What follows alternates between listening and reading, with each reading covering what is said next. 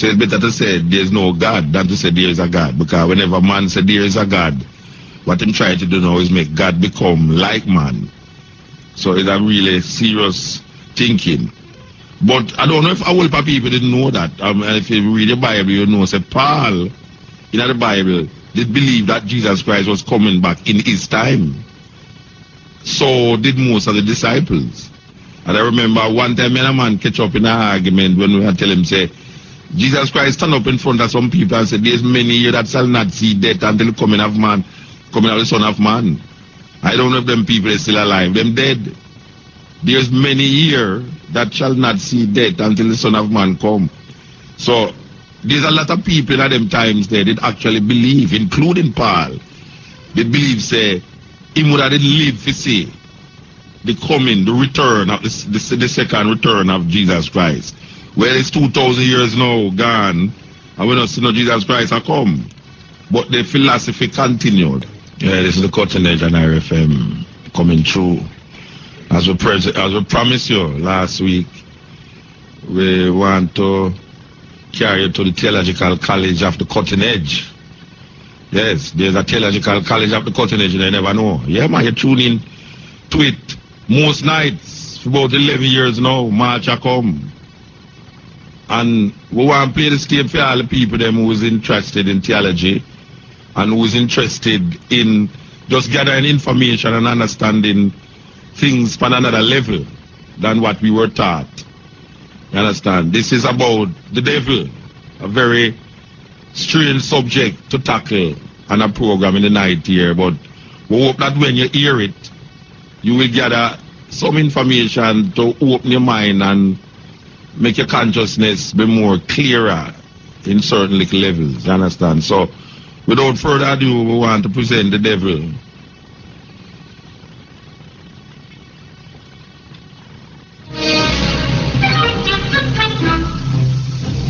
This is not a conventional biography, but then the devil is a thoroughly unconventional, many would say unreal character.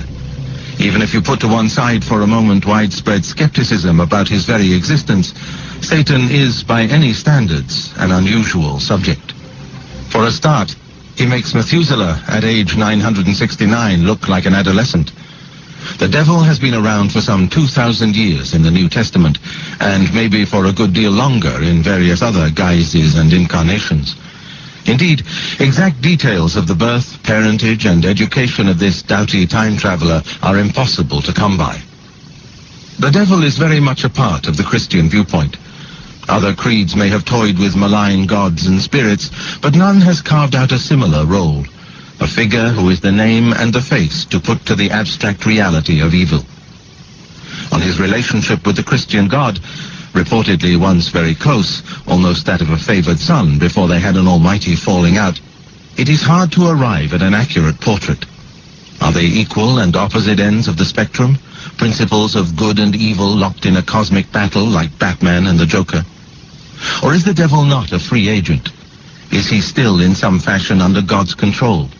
Official theology appears to endorse the second viewpoint, while the practice and iconography of the churches down the ages backs the first. It is just one of the murky areas of ambiguity that confront the biographer. The question of ancestry is another. The devil has no conventional family tree, but does appear to have forebears in the ancient civilizations of the Near East and in Judaism and Islam. None begins to approach his prominence and powers, but the resemblance is too close to be ignored. The notion of resemblance raises another issue. Though his name in all its various forms, Satan, Lucifer, Beelzebub, Belial, and so on, is, after 2,000 years, universally recognized and planted in every dictionary and encyclopedia, his face and even his form remain an enigma. Is he an angel or an animal? The serpent who tempts Eve in the Garden of Eden, the flying pig who was banished from a church by Pope Gregory the Great? Or is he a strange-looking human, the hook-nosed gargoyle on the facade of Chartres Cathedral, the black bewinged imp in Bruegel and Bosch scenes, the fool of medieval mystery plays? The devil, it seems, has 1,000,001 disguises. What are taken as his telltale signs, the horns, the cloven hoof, the tail, the breath that smells of sulfur, the black skin and red eyes, are just several of his many masks. He could be anybody or nobody. That is what beguiles. Reported sightings also trouble the biographer. It is impossible to find independent verification for any of them. Are they, as one scholar remarked, all in the mind? The Catechism of the Catholic Church, published by Pope John Paul II in 1994, makes explicit reference to Satan's continuing role. And exorcisms, expelling the devil from those he has possessed, continue, though at a reduced rate. For the most part, however, mainstream Christianity has passed the devil on to fringe evangelical sects. These new churches, with their tendency to take every word of the Bible literally and their corresponding lack of theological or ethical sophistication, thrive on talk of the devil.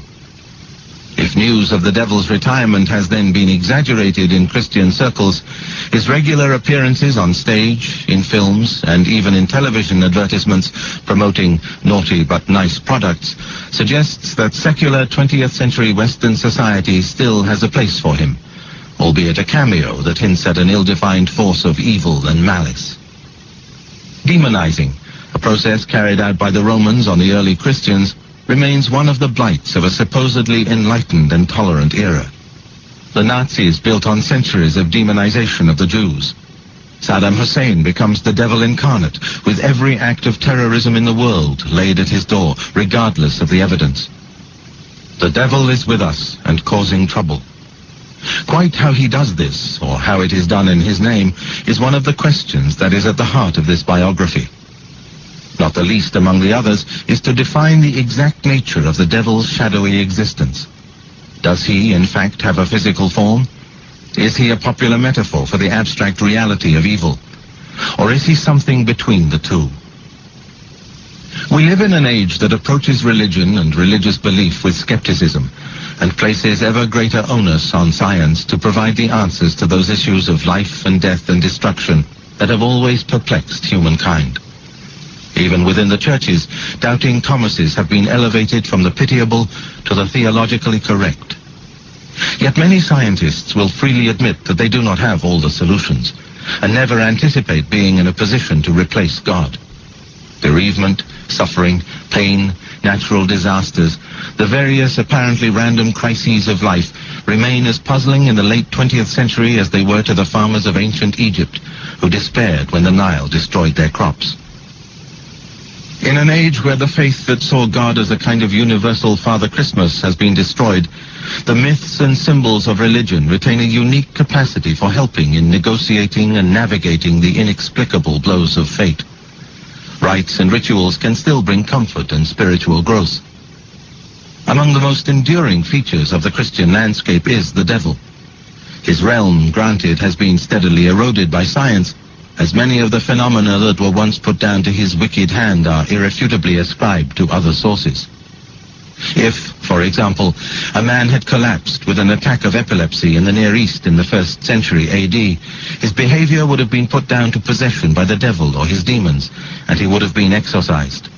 In the Middle Ages, such a diagnosis would still have held good, but the patient would have been bled as well.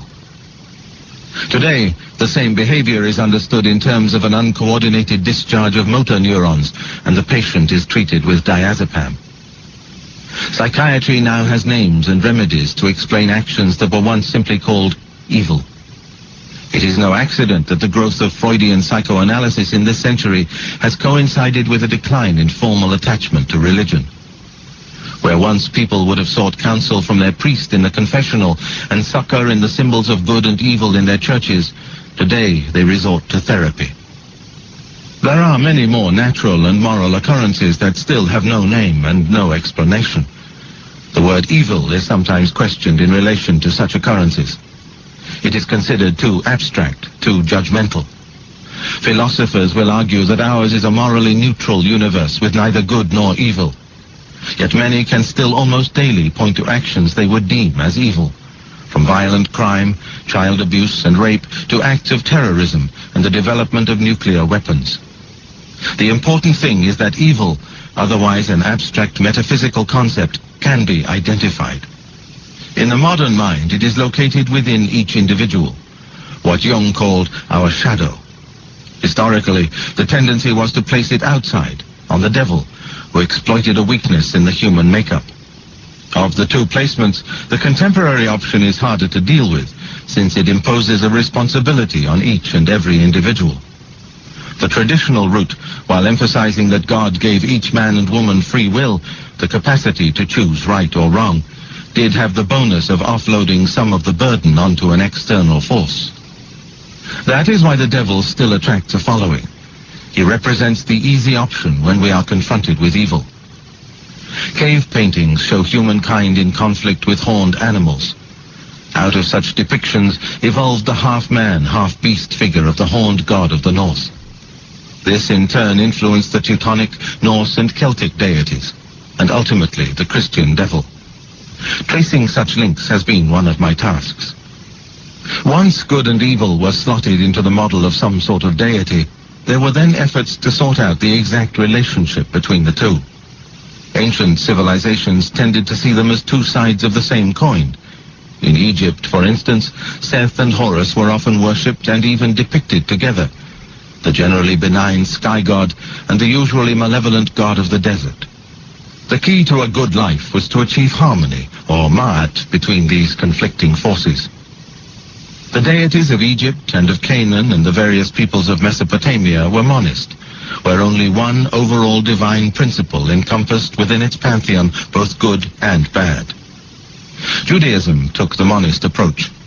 Yahweh was the almighty, all-powerful one, equally responsible, the Old Testament makes clear, for good and bad events and actions, even at one stage egging Moses on to rape and pillage. This monism began to be eroded in the book of Job.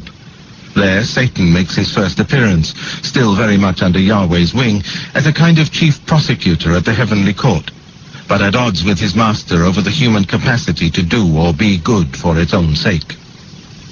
It was in the apocryphal literature that blossomed between the writing of the final books of the Old Testament and the time of Christ that a sustained challenge was mounted to official monism.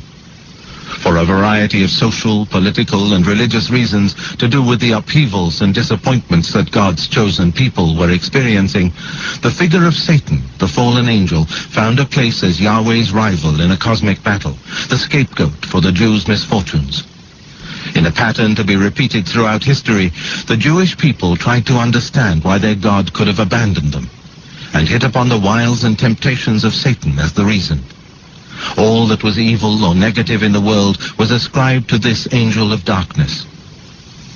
The devil is second only to Jesus in the New Testament, but distinct and different approaches to the question of good and evil can be seen between the would-be eyewitness accounts in the Gospels of Matthew, Mark, and Luke, the more philosophical and Greek-influenced writings of St. Paul, and the colorful and apocalyptic book of Revelations. No single line emerges from the New Testament about Satan, though his status is increased enormously and the official monist line is maintained. The problem was to integrate two apparently contradictory ideas: a God who was all-powerful and all-knowing, and thus who allowed humanity to suffer, and a God who was also apparently all-loving. The 18th century Scottish philosopher David Hume summed up the dilemma succinctly when he wrote of God, "Is he willing to prevent evil but not able? Then he is impotent. Is he able but not willing? Then he is malevolent. Is he both able and willing? Whence then is evil?" Whatever the limits imposed by official teaching, the devil became an essential part of the Christian fabric. Someone to blame when trouble and dissent cast a cloud, the eternal and convenient scapegoat. When the Reformation shattered the hope of one holy apostolic Europe under the papacy, both sides were quick to see the devil's hand manipulating their rivals. Luther had only to think of Rome to see a hellish city full of demons parading around in the scarlet robes of cardinals, while one of the most popular depictions of the Protestant reformer among Catholics had him listening attentively as the devil whispered in his ear. The devil became synonymous with the deities of any rival creed to Christianity. With the rise of Islam in the 8th century and its spread into continental Europe, and especially into Christendom's lost province, Spain, Muslims were targeted as the devil's disciples. Later, the language of the Crusades, whatever their true political purpose, was all about defeating the infidel and winning back the holy places in Jerusalem from the powers of darkness. The devil was an essential part in putting a face to evil. He was also useful in the Roman Church's attempts to outlaw practices it objected to on moral grounds. Since Augustine in the 5th century, it had enforced a strict code of sexual morality. Those who broke it, and particularly those women who were seen by clerics as following in the footsteps of Eve by seducing men into wrongdoing, ran the risk of being tainted with the devil. The witch craze was part of a long-running conspiracy theory, a collective fantasy particularly prevalent among Christians, those seen in recent times in social workers and therapists who endorse allegations of satanic ritual abuse, that there is a group within society breaking all the rules and subverting all the norms. Since one of the devil's roles down the ages has been that of a revolutionary, he was, after all, the first rebel, his name has become linked with such charges. These usually include nocturnal meetings, symbolizing the path of darkness, not light, inversion of Christian images, orgies, incest, sexual depravity, blood sacrifice.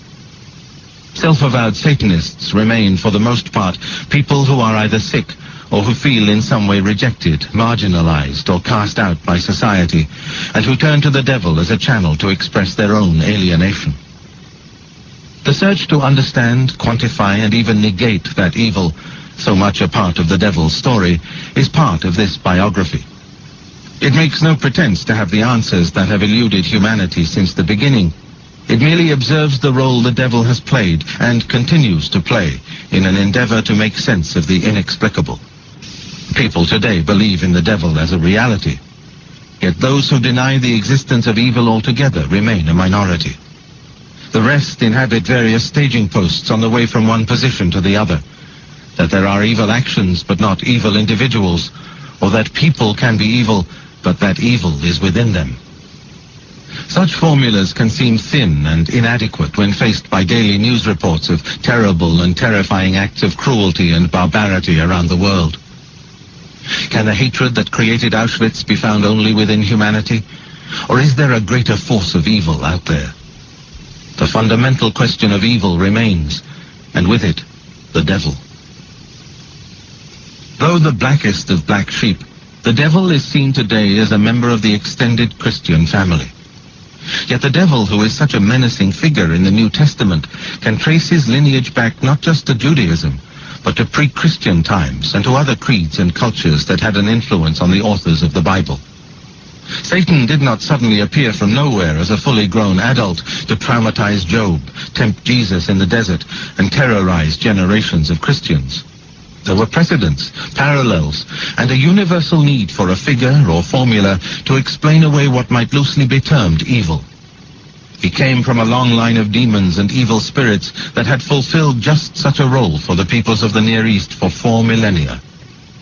While most traditions saw their gods as monist, two-faced, angels of munificence and kindness one minute, and the next, for no reason, demons of cruelty and destructiveness, there was a growing trend in the immediate pre-Christian era toward what became known as dualism. Good and evil were increasingly seen as opposite and even independent forces.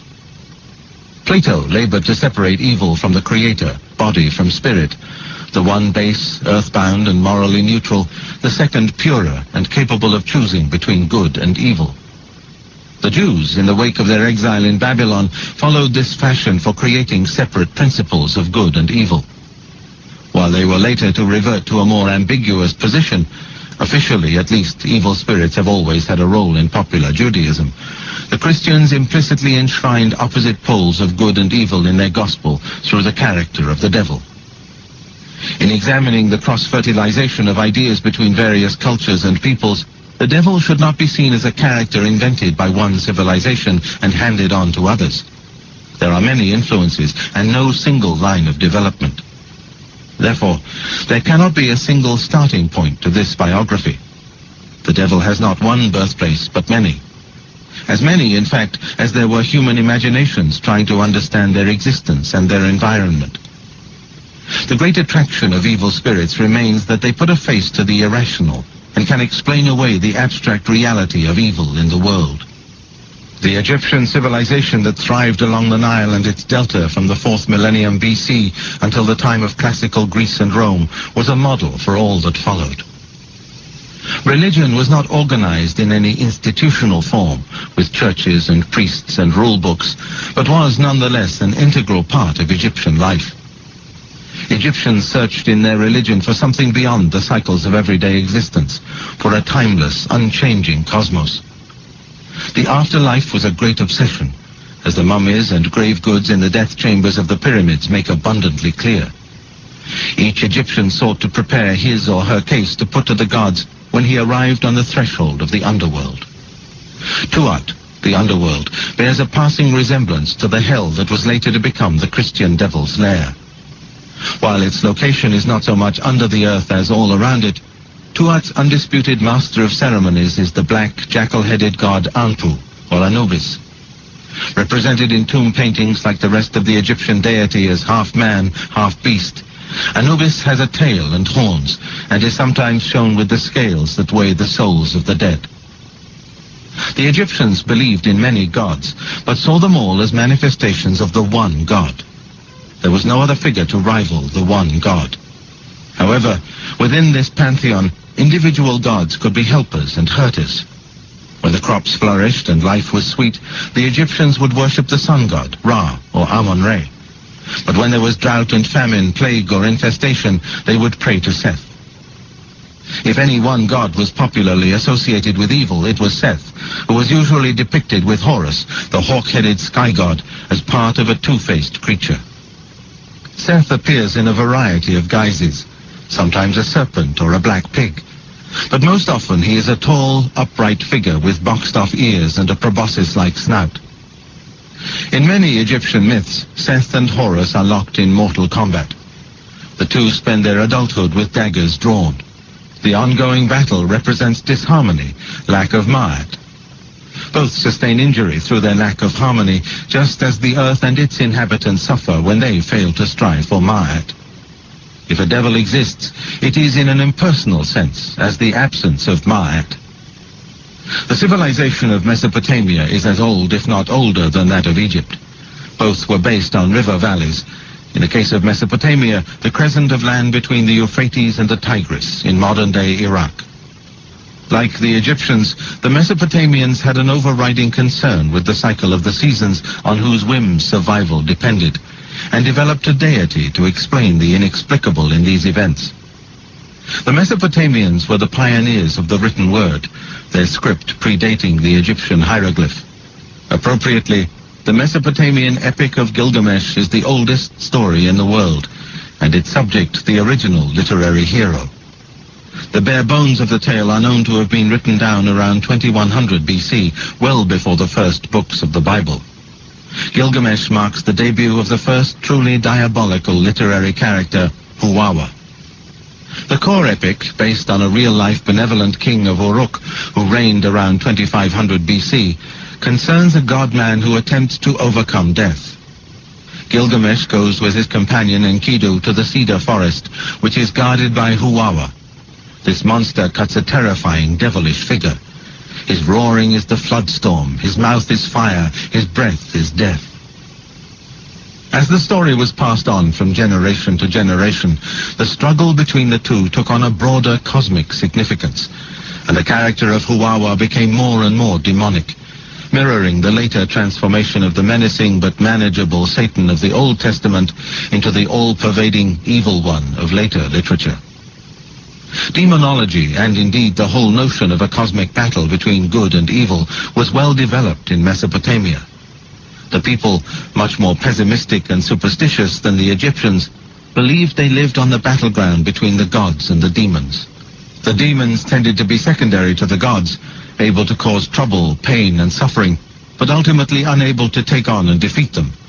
But this did not stop them from trying.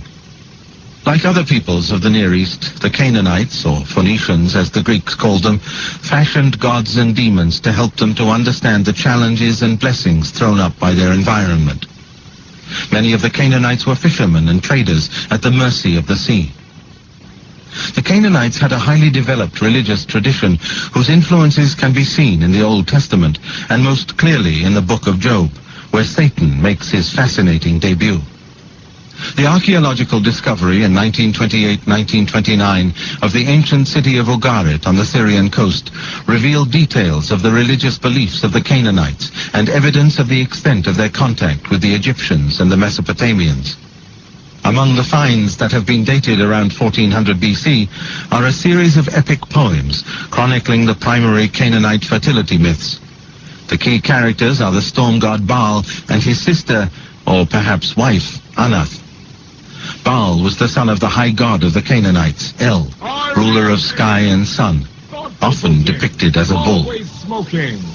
Baal and Anath were both symbols of fertility, a central preoccupation in Canaan as in Egypt and Mesopotamia. Their great enemy was Mot, lord of death and sterility. Just as Huwawa initially triumphs over Gilgamesh, Mot defeats Baal and swallows him, ushering in an era when the crops die in the fields. After 7 years, Anath has her revenge on Mot, killing him and grinding his body into seed to make the fields blossom once more. Anath's victory liberates Baal, who comes back from the dead and inspires a new age of plenty. Thereafter, he and Mot continue their fight, locked in eternal battle.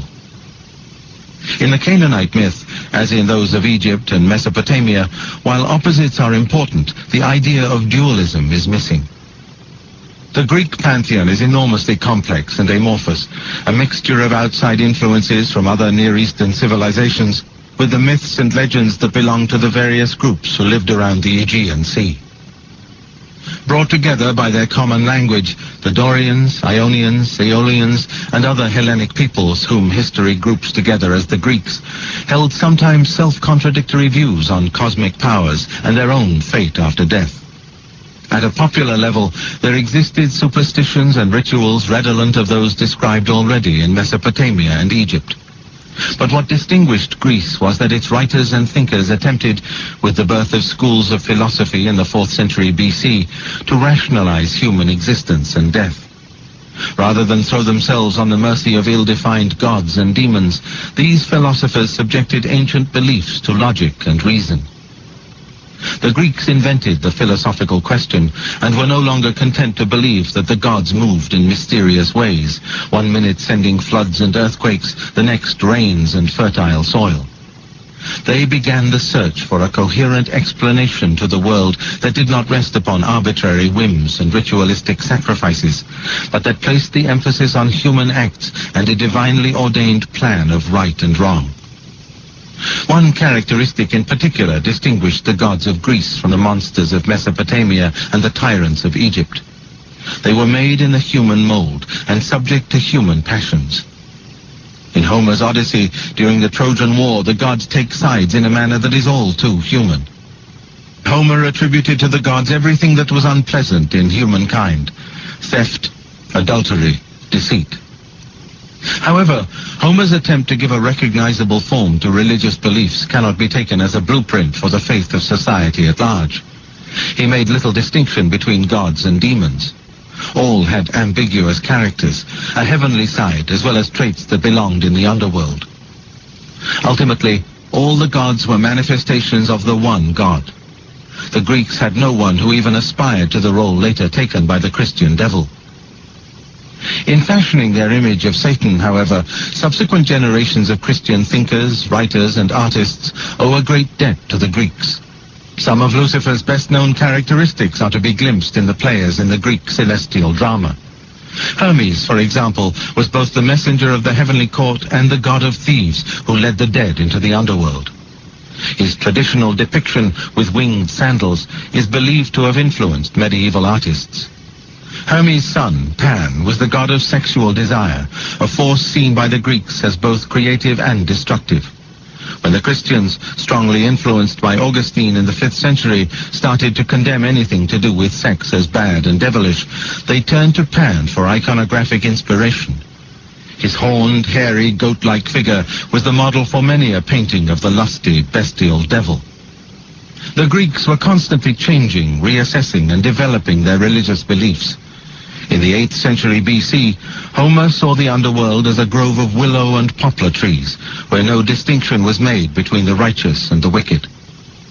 Later writers began to look for some form of divine judgment in death as a way of justifying the fluctuations of fate in this world.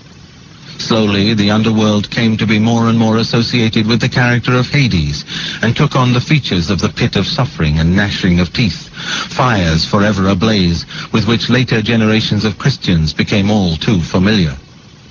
However, the body, weak and subject to ungodly passions and impulses, could deflect man away from the good and toward evil.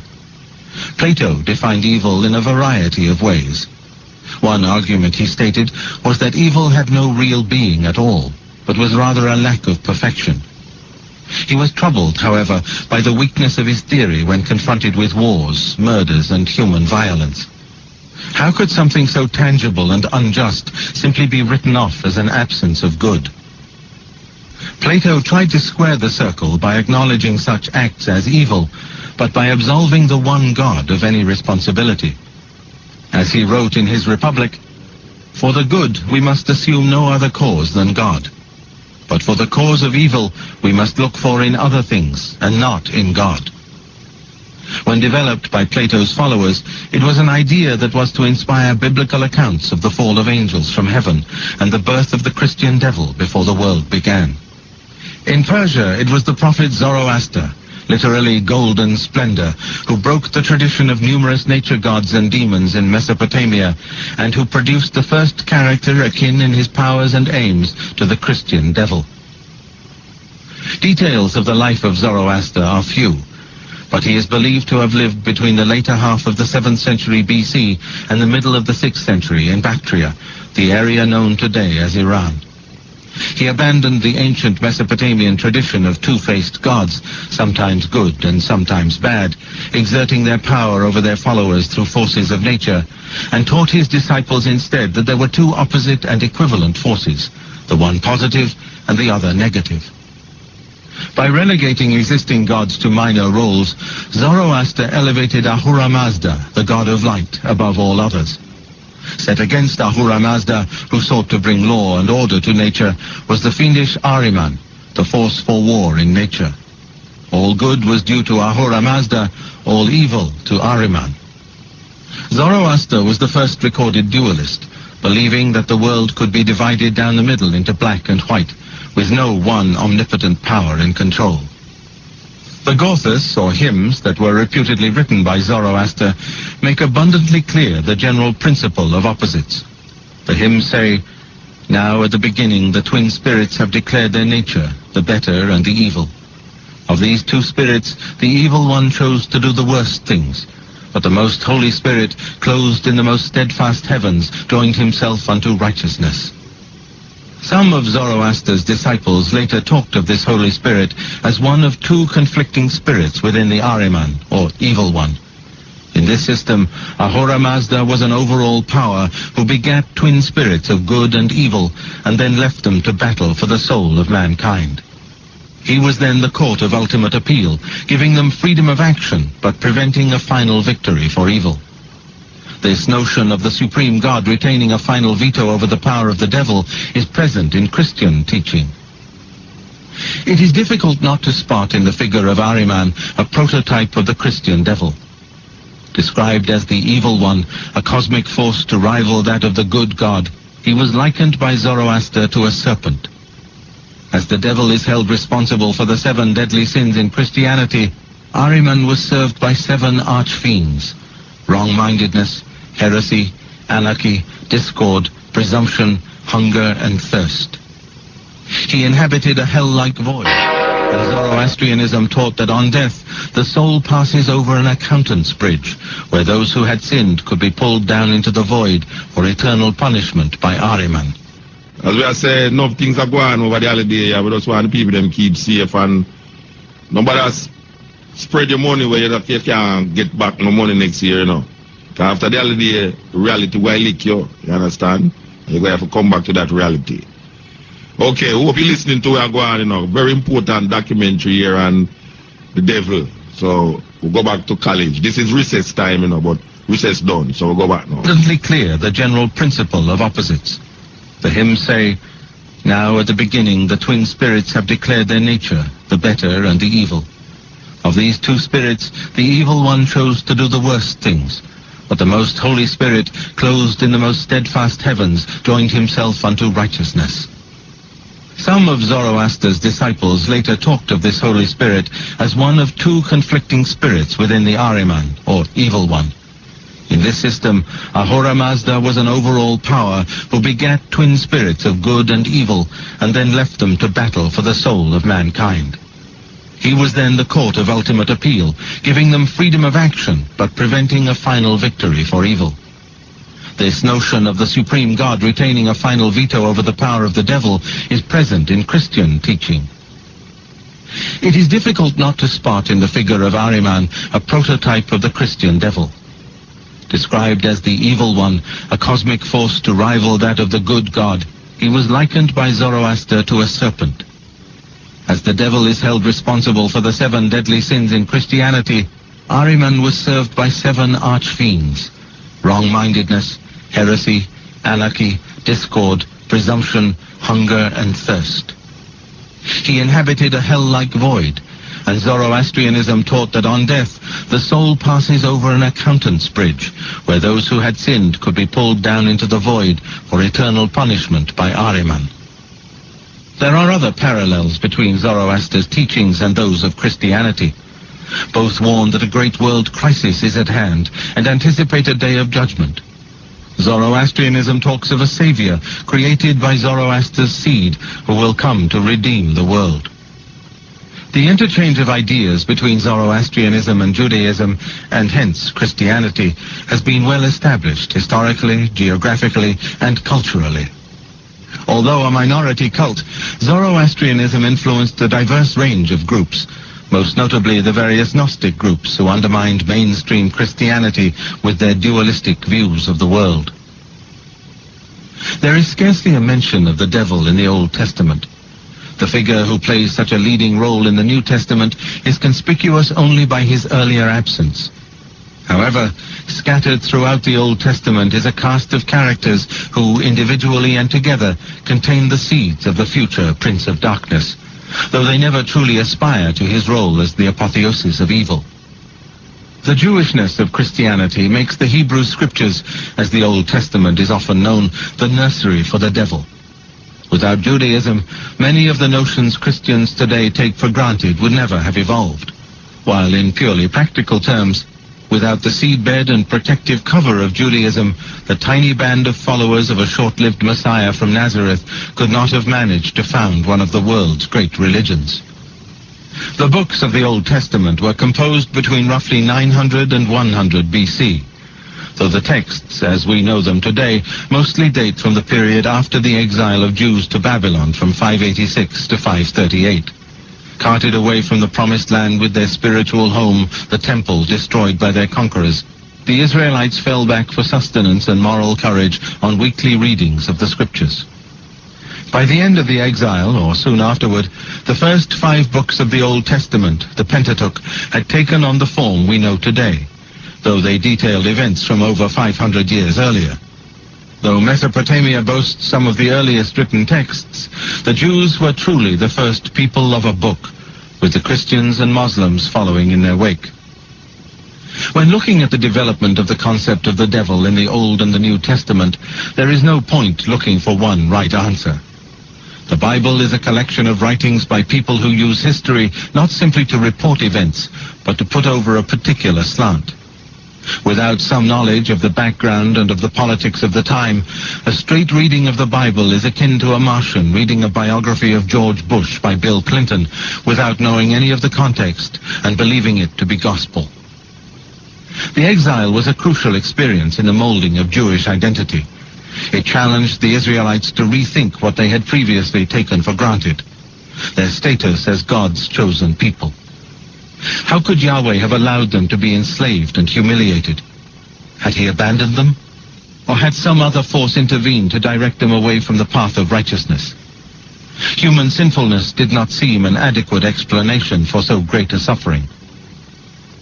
The arbitrary nature of Yahweh's anger was disorientating and demoralizing, and led not only to a return to the scriptures, but to a parallel surge of interest in superstition, folklore, and myth.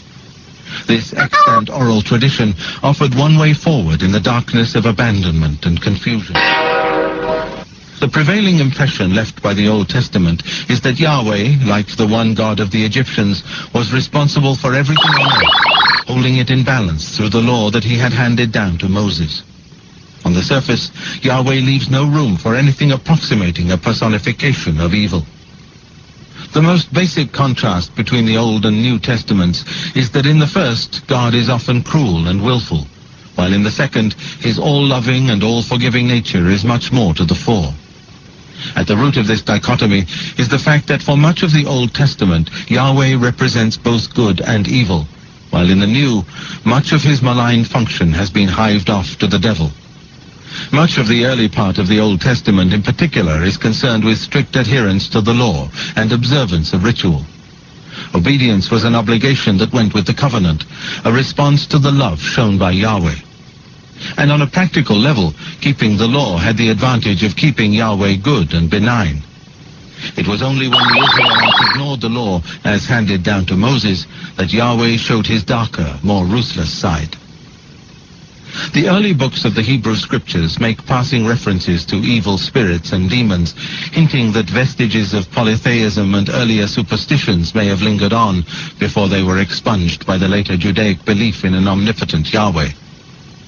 The Satan of the book of Job is the first bearer of that name to merit a capital letter. His role, sitting in the heavenly court, is to play what we might today call devil's advocate, though his powers are a shadow of those enjoyed by the devil of the New Testament.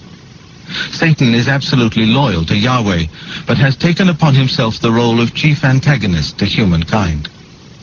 This is the first time in the Old Testament that the fundamental issue of suffering and why a good God allows it is addressed. As a literary approach to a question that has puzzled God-fearing humanity down the ages, Job is without rival. In it are encapsulated all the dilemmas that have afflicted humankind down the ages, all the questions that theologians and philosophers have debated. Why is there pain and suffering? Why do the wicked prosper and the good lose out? The book is in fact a drama in 3 parts, with the torment and doubts of Job sandwiched between an explanatory prologue and valedictory epilogue, both of which scholars believe were added to the main body of the text after the exile. By the introduction of Satan in the prologue, the dilemma of the eponymous central character is transformed into a discussion in the heavenly court between Yahweh and Satan. By giving Satan such a role, the sufferings of Job were given an extra dimension as an allegory for those of Israel during the exile, and heaped not at Yahweh's door, but at that of his mischievous servant. A series of terrible misfortunes befalls Job in the prologue. His cattle are stolen, his servants put to the sword, fire destroys his sheep, and a freak storm wrecks his house and crushes his children. But, contrary to Satan's expectations, Job refuses to turn his back on Yahweh. Through all his sufferings, Job never gives way, though in his trials and tribulations he finds it increasingly difficult to understand that the God who loves him can also be the one who is punishing him. Job represents humanity searching for an answer to suffering and evil in the face of their own daily tribulations. Job protests his innocence repeatedly in the face of his friends. Their reliance is on the conventional wisdom of the Old Testament, namely, that Yahweh has 2 faces, and that his harsher actions are the result of humankind's sinfulness. By the end of the book, Job is restored to favor. The epilogue leaves him with double what he had before as a reward from Yahweh for keeping the faith. Satan, after his appearance in the prologue, is silenced, and his thesis gains little credence. After all the debate, the prevailing view that God is all-powerful, that evil is from him and somehow part of his plan, remains, despite Job's efforts to highlight the shortcomings of such an approach. The book of Job is, in that way, a lament at the weakness of the system, without proposing a new way forward. Satan cut his teeth in the outpouring of writing that accompanied the Israelites' soul-searching in the post-exile period. His story, taken up in the New Testament, is that of the fallen angel, cast out of heaven, who sets himself up as a rival to Yahweh. It is a story that has become part and parcel of the devil's curriculum vitae in every subsequent age. Scribes and prophets tried to provide an explanation for the fate that had befallen the Jewish people in Babylon and since.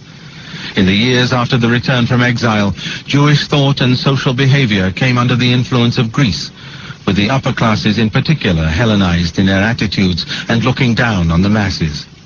This widening social gulf led to the Great Maccabean Revolt of 168-164 BC, which was only suppressed with great bloodshed.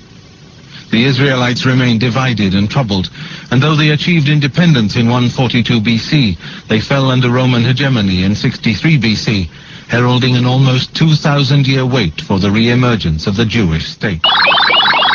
The Testament of Reuben, a book of the Apocrypha written around 109-106 BC, switches the focus to the more traditional Christian targets of Adam and Eve, with Eve tempting Adam to sin and thus setting an example for the daughters of earth who seduced hapless watcher angels, a phrase used in the book of Daniel and meaning the eyes of God. These rebels are the angels who had accompanied Satan on his fall from grace. In placing the blame for sinfulness and evil more on women than men, Reuben was anticipating much of what was later to be preached in the name of God. It conjured up the image of the watcher angels taking possession of women while they were making love to their husbands, with the result that their offspring were poisoned by evil from their first breath. Lust was one of the main reasons advanced in the apocryphal literature for the fall of angels from heaven, and it became firmly rooted in the imagery of the demons. Another explanation was offered by the Book of Secrets of Enoch.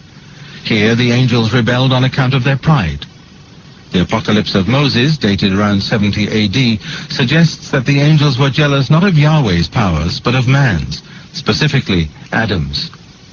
It was as if the older children of God rebelled against their new sibling down on earth and tempted him into offending their father. The rapid development of the idea of the evil one in apocryphal literature poses the question of where the ideas that took such a hold on writers and thinkers of the time came from. Historians of the period have spotted traces of Belial in Canaanite thought, while a fragment known as the Book of Giants, found with the Dead Sea Scrolls and thought to be of this era, mentions Gilgamesh and Huwawa. The most obvious link, however, is with Babylon and the Zoroastrianism that the Jews encountered during their exile and occupation. Cyrus the Persian, the liberator of the Jews from their Babylonian prison, and described in Isaiah as the anointed of Yahweh, was a follower of Zoroaster. The parallels between the dualism of that credo and what appeared in the Apocrypha are striking. The difficulty, as ever, with parallels between the developing demonology of the Near East and that of Zoroastrianism is that the time scale allows for a two-way traffic, and it is never entirely clear who is influencing whom. What is beyond question, however, is that though there seems to be a great sea change between the Old and New Testaments and their attitude to the personification of evil, the books of the Apocrypha provide the bridge. They were widely read at the time of Christ and influenced both his disciples and Christian thinkers who later fashioned the devil as a terrifying adult. The devil's clash with Jesus in the New Testament dominates proceedings. The shadowy, uncertain adolescent of the Hebrew Scriptures, who put on such a spurt of growth in the literature of the Apocrypha, matures in the holiest of the holy books of Christianity. Though it is tantamount to heresy in the mainstream churches today to mention the fact, the New Testament is a story of the war between Jesus and the devil, between good and evil. The tendency among modern theologians and church leaders is to avoid mentioning the devil, lest they or their creed be dismissed as medieval or superstitious. At best, they will concede that his repeated appearances in the New Testament are a metaphor, a symbol of evil, though any talk that such an explanation should then be extended to Jesus is fiercely resisted. The consequence is that too much study of the New Testament today excludes the devil. It is as if Dr. Moriarty were edited out of the Sherlock Holmes stories. The character and actions of the devil are crucial to the story of salvation of humankind that is at the core of the New Testament. Without the devil, Christ has nothing and no one to defeat, no way of dispensing with the shortcomings of the here and now and of ushering in the kingdom of God. Yet the devil does not rise out of the pages of the New Testament as a rounded character, the ever-eager artful dodger, the conman in working clothes who became central to the Christian tradition. This is perhaps not surprising when one considers that Jesus, too, is seen more on account of his deeds than as himself. These omissions would seem to confirm the theory that the New Testament is more than a straightforward history and biography, that it should be read on more than one level. The New Testament contains not a single description of Christ, what color his hair and eyes were. Though it is his humanity that is crucial, a God-made man, there is little sense of Jesus as a person. His image was later created by generation after generation of artists, down to today's favored rendition of him with blue eyes, hippie hair, and a beard, the erstwhile star of Jesus Christ Superstar. Likewise, the devil can often appear a cipher, a caricature of unpleasantness, conjured up to convey a point. When his personality is explored, it is without a single focus. The questions of origins and background are left vague. The conclusion of the New Testament may be a victory for Christ and the powers of light, but the devil's fate is far from crystal clear. He is stranded in a kind of limbo, marauding and threatening, but at the same time ultimately doomed come the day of judgment. The New Testament writers left it to subsequent generations of Christians, high and low, learned and superstitious, to mold this compelling creature into the apotheosis of evil. Whatever the different ways of approaching the New Testament, the Gospel accounts are presented from the pulpit and in various papal pronouncements as if they are a verbatim transcript of Christ's pronouncements. The truth is rather different. They are the words of God in the words of man, and were written up to 70 years after the crucifixion of Jesus. Like the Old Testament, the New is in no particular chronological order, and reflects the political and social outlook of its authors. Some of St. Paul's letters, for example, predate the writing of the Gospel accounts.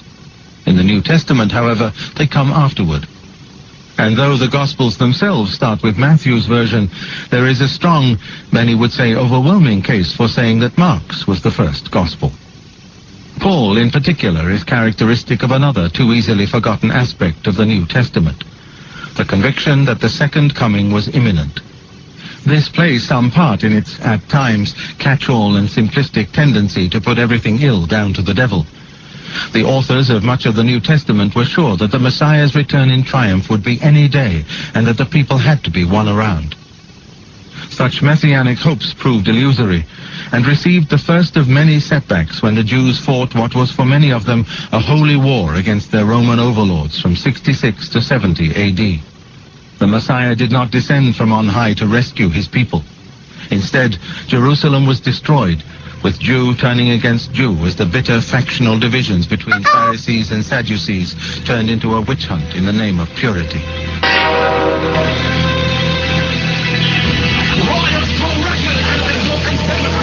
Yeah, this is the Cutting Edge on RFM there with you. We want to yell up my brethren in San Francisco.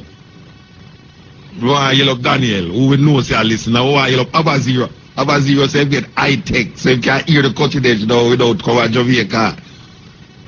Abaziro say the tape about the devil is very intense. So we want to big up the man, you know, because you know a long time Abaziro want to find out how to hear the Cutting Edge, like which part today that they get the opportunity to do it now. So we want to yell up Usher, because we know say without a doubt Usher line up that. You understand? So Usher, we want to big you up to make your father can listen to his favorite program from Berkeley. That don't mean say he must come back to Jamaica now, you know, so you can hear the Cutting Edge from Berkeley, you know. Alright, sir. This is the Cutting Edge on RFM. We're presenting to you a biography of the devil. First time on the radio, anyway, which is the second time on the Cutting Edge still, but you don't say you're not going to hear them theological reasoning, yeah. College reasoning, yeah. For no other radio station. Them hours a morning, yeah. You understand? So, without further ado, Cutting Edge. Without Paul, Christianity might well have remained just another apocalyptic Jewish cult. It was this poacher-turned-gamekeeper who spread Christ's teachings beyond Israel, nurtured the developing church with a missionary zeal, gave intellectual vigor to the credo, and debunked the idea that Jesus came only for the Jews. Paul's various letters to the Romans, Corinthians, Ephesians, and Galatians have been enormously influential in the development of Christianity. They epitomize the sometimes confused picture the New Testament presents of the devil. In his letter to the church in Rome, Paul appears to confirm the traditional idea that God is omnipotent, source of all things good and bad in the world. Paul also writes extensively of the devil and his role in a world that is teetering on the brink of moral and physical disaster. In the words of literary historian Neil Forsyth, every time Paul uses the word Satan, he is referring to the opponent of human salvation, not to the figure who does battle with Michael in the book of Revelation. Unquote. The cosmic dualism that came later in the book of Revelation, which concludes the New Testament with a vision of a war in heaven, has no place in Paul. Neither does talk of evil spirits and demons. Paul casts his net wider and has harsh words to say about human sinfulness. The notion of evil being the result of an external force preying on humankind, which is the dominant theme of the Gospels of Matthew, Mark, and Luke, finds little space in Paul's theology. Rather than blame everything on the devil, he attempts instead to draw up a new version of Yahweh's original covenant with the Jews that could include everyone. It was as if Paul was trying to update the law, the moral code of the Old Testament, in the light of Christ's teachings. The association of the Spirit with God and the flesh as open to the wiles of the devil was not yet made. But Paul's high moral tone on sexuality was to be taken up by those who saw anything to do with the body as the work of Satan. However, in drawing a distinction between flesh and spirit in the same way that Christ is set against Satan, Paul was giving a clear signal. The flesh was one source of sinfulness. In his first letter to the church at Corinth, Paul suggests another, when he compares the destruction that Adam brought through his infidelity in the Garden of Eden. Adam is then the enemy by his original sin, a legacy passed on to all who came after him. There is no mention of the devil, though later he, and not Adam, became the snake-like villain of Eden. The evil one has many names in the New Testament. Usually he is either the Hebrew Satan or the Greek devil. In the three synoptic Gospels, the accounts by Matthew, Mark, and Luke of Christ's life written after Paul, the devil also appears as Beelzebub.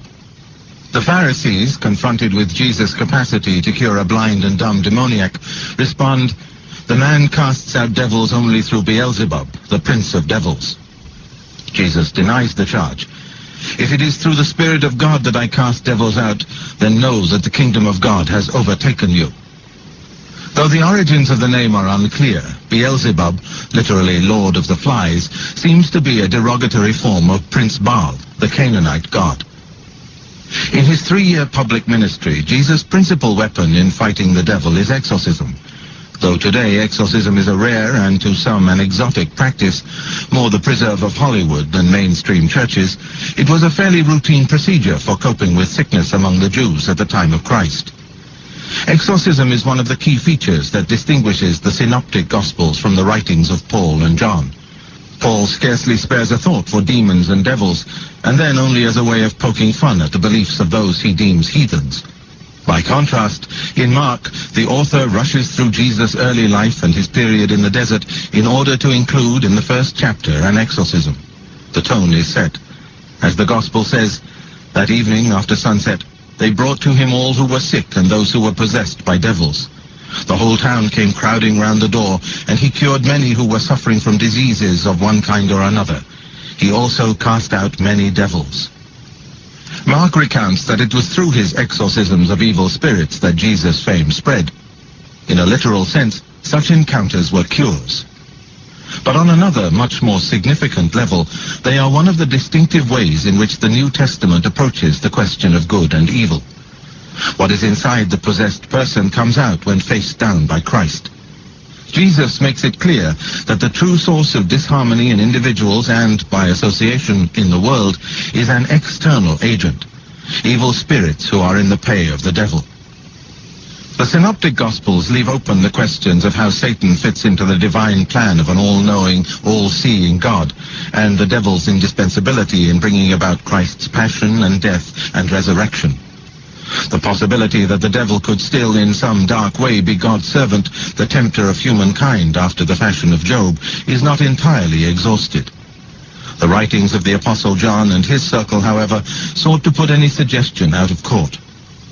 The last entry in the New Testament, the extraordinary book of Revelation, is also associated with the Apostle John, either the work of the evangelist himself or one of his immediate circle, somewhere between 70 and 95 AD. John is less interested than the synoptics in agents of the devil, in evil spirits and demons, than in Satan himself. Of the four Gospels, John is the most dualist, a precursor to the high point of the battle between God and the devil in Revelation. Only in John's account of the last week of Christ's life are the events of the crucifixion put in the context of the cosmic battle. At the Last Supper, Jesus tells his apostles, "Now sentence is being passed on this world. Now the prince of this world is being overthrown. And when I am lifted up from the earth, I shall draw all men to myself." John is preoccupied with why the Jews failed to recognize Jesus as their Savior. He mixes Old Testament ideas about the sinfulness of human nature with the suggestion in the other Gospels that the devil possesses humans and makes them do evil deeds. The book of Revelation develops John's Gospel and the concept of eternal life. Revelation is final confirmation that the Christian Satan is a direct descendant of the cosmic adversaries of the Near Eastern credos. For the devil's life story, the most significant section of Revelation is chapter 12, which tells, for the first and only time in the Bible, of a battle royal in heaven. It is a vision that has contributed enormously to the picture of the devil presented in learned articles and classrooms around the globe. Satan starts off as a huge red dragon with 7 heads and 10 horns. The dragon's tail then sweeps 1/3 of the stars in the sky down to earth, before turning its attention to a woman about to give birth to a child. The dragon tries to eat the child, but is foiled. The text then abruptly changes direction and focuses on the war in heaven, with the dragon and his angels slugging it out with the archangel Michael and the virtuous angels. The latter prevail, and the dragon and his band are driven out of heaven. The narrative continues with a description of the dragon Satan becoming a sea monster with the mouth of a lion, the paws of a bear, and the look of a leopard, screeching blasphemies and making war against the saints and all humanity. In one vision are collected many of the characteristics that continue to shape the image of the devil to this day: the serpent, the wild beast, the deceiver, the utterer of blasphemies, even the would-be satanic epigram 666. The devil, serpent, dragon figure is held responsible in Revelation for natural disasters on the earth, in the same way that earlier races had blamed the dark shadow of their gods for earthquakes and floods. Revelation is the only New Testament book to consider natural evil. The rest of the canon is concerned largely with personal morality and social evil. And what happens to Satan on the much-anticipated day of judgment? Revelation tells us, "Then I saw an angel come down from heaven with the key of the abyss in his hand and an enormous chain. He overpowered the dragon, that primeval serpent which is the devil and Satan, and chained him up for 1,000 years. Revelation also states that after the 1,000 years he will be freed again to deceive all the nations in the earth, but he and his armies will be consumed by fire, and finally, then the devil will be thrown into the lake of fire and sulfur, where the beast and the false prophet are, and their torture will not stop day or night forever and ever." A vision of the last judgment follows, when Hades and death were emptied of the dead that were in them, and everyone was judged according to the way in which he had lived. Then death and Hades, and anybody whose name could not be found in the book of life, were thrown into the burning lake. The promise is that God will be triumphant. That is one of the safeguards that prevents the devil being an equal and equivalent power to God. In the meantime, the devil is left with some latitude to work his spell on humankind. Whatever its other ambiguities concerning the devil's life and work, the New Testament makes it abundantly clear that his driving ambition was to defeat Christ and bring down the church.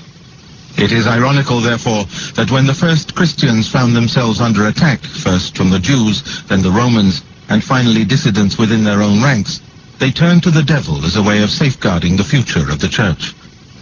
By making Satan the author of all the woes that were afflicting them, and in the process demonizing all who sought to put down the fledgling church, the founding fathers created an opponent with a unique power to unite Christians and strengthen their resolve in fighting the good fight.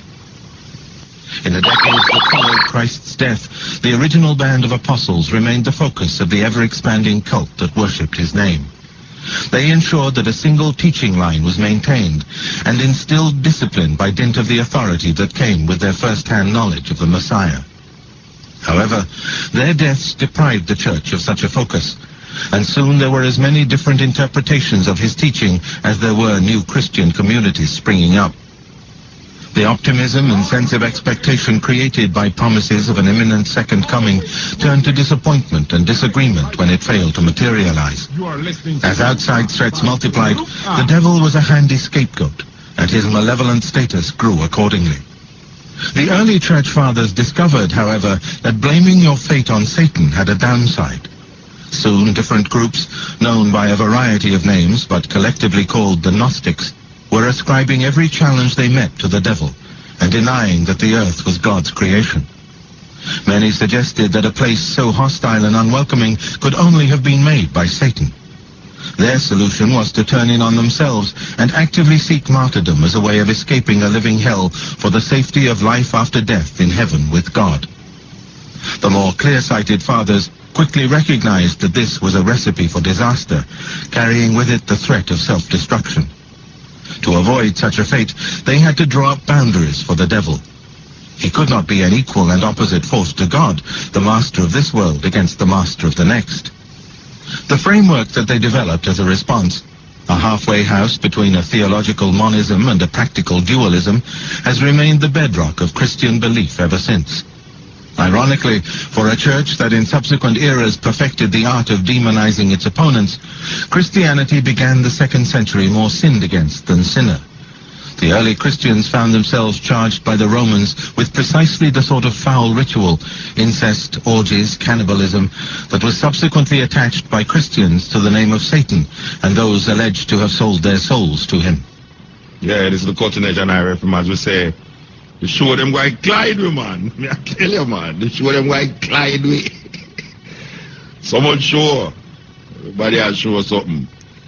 Yeah, so we at the Theological College of the Cutting Edge, you know, say, them kind of lecture is lectures where people pay enough money for going to sit down and listen to, but, you know, if you just have the time and the energy, you can sit right in your bedroom, in your living room and turn on and hear, get some knowledge and open your mind, because sometimes I find most of our Christian friend them and Christian brethren them, anytime them turn Christian, it look like them lose them sense of intelligence. It's like, nobody not tell us that true you believe in a God, you must think, Rasta. It's like, it's a human thing to think.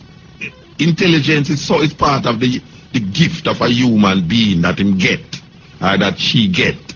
So, there's no need to give up your intelligence when you start to believe in a deity, in a God. There's no need to give it up. And I find a whole heap of ones give up that reasoning ability when them start to become Christians.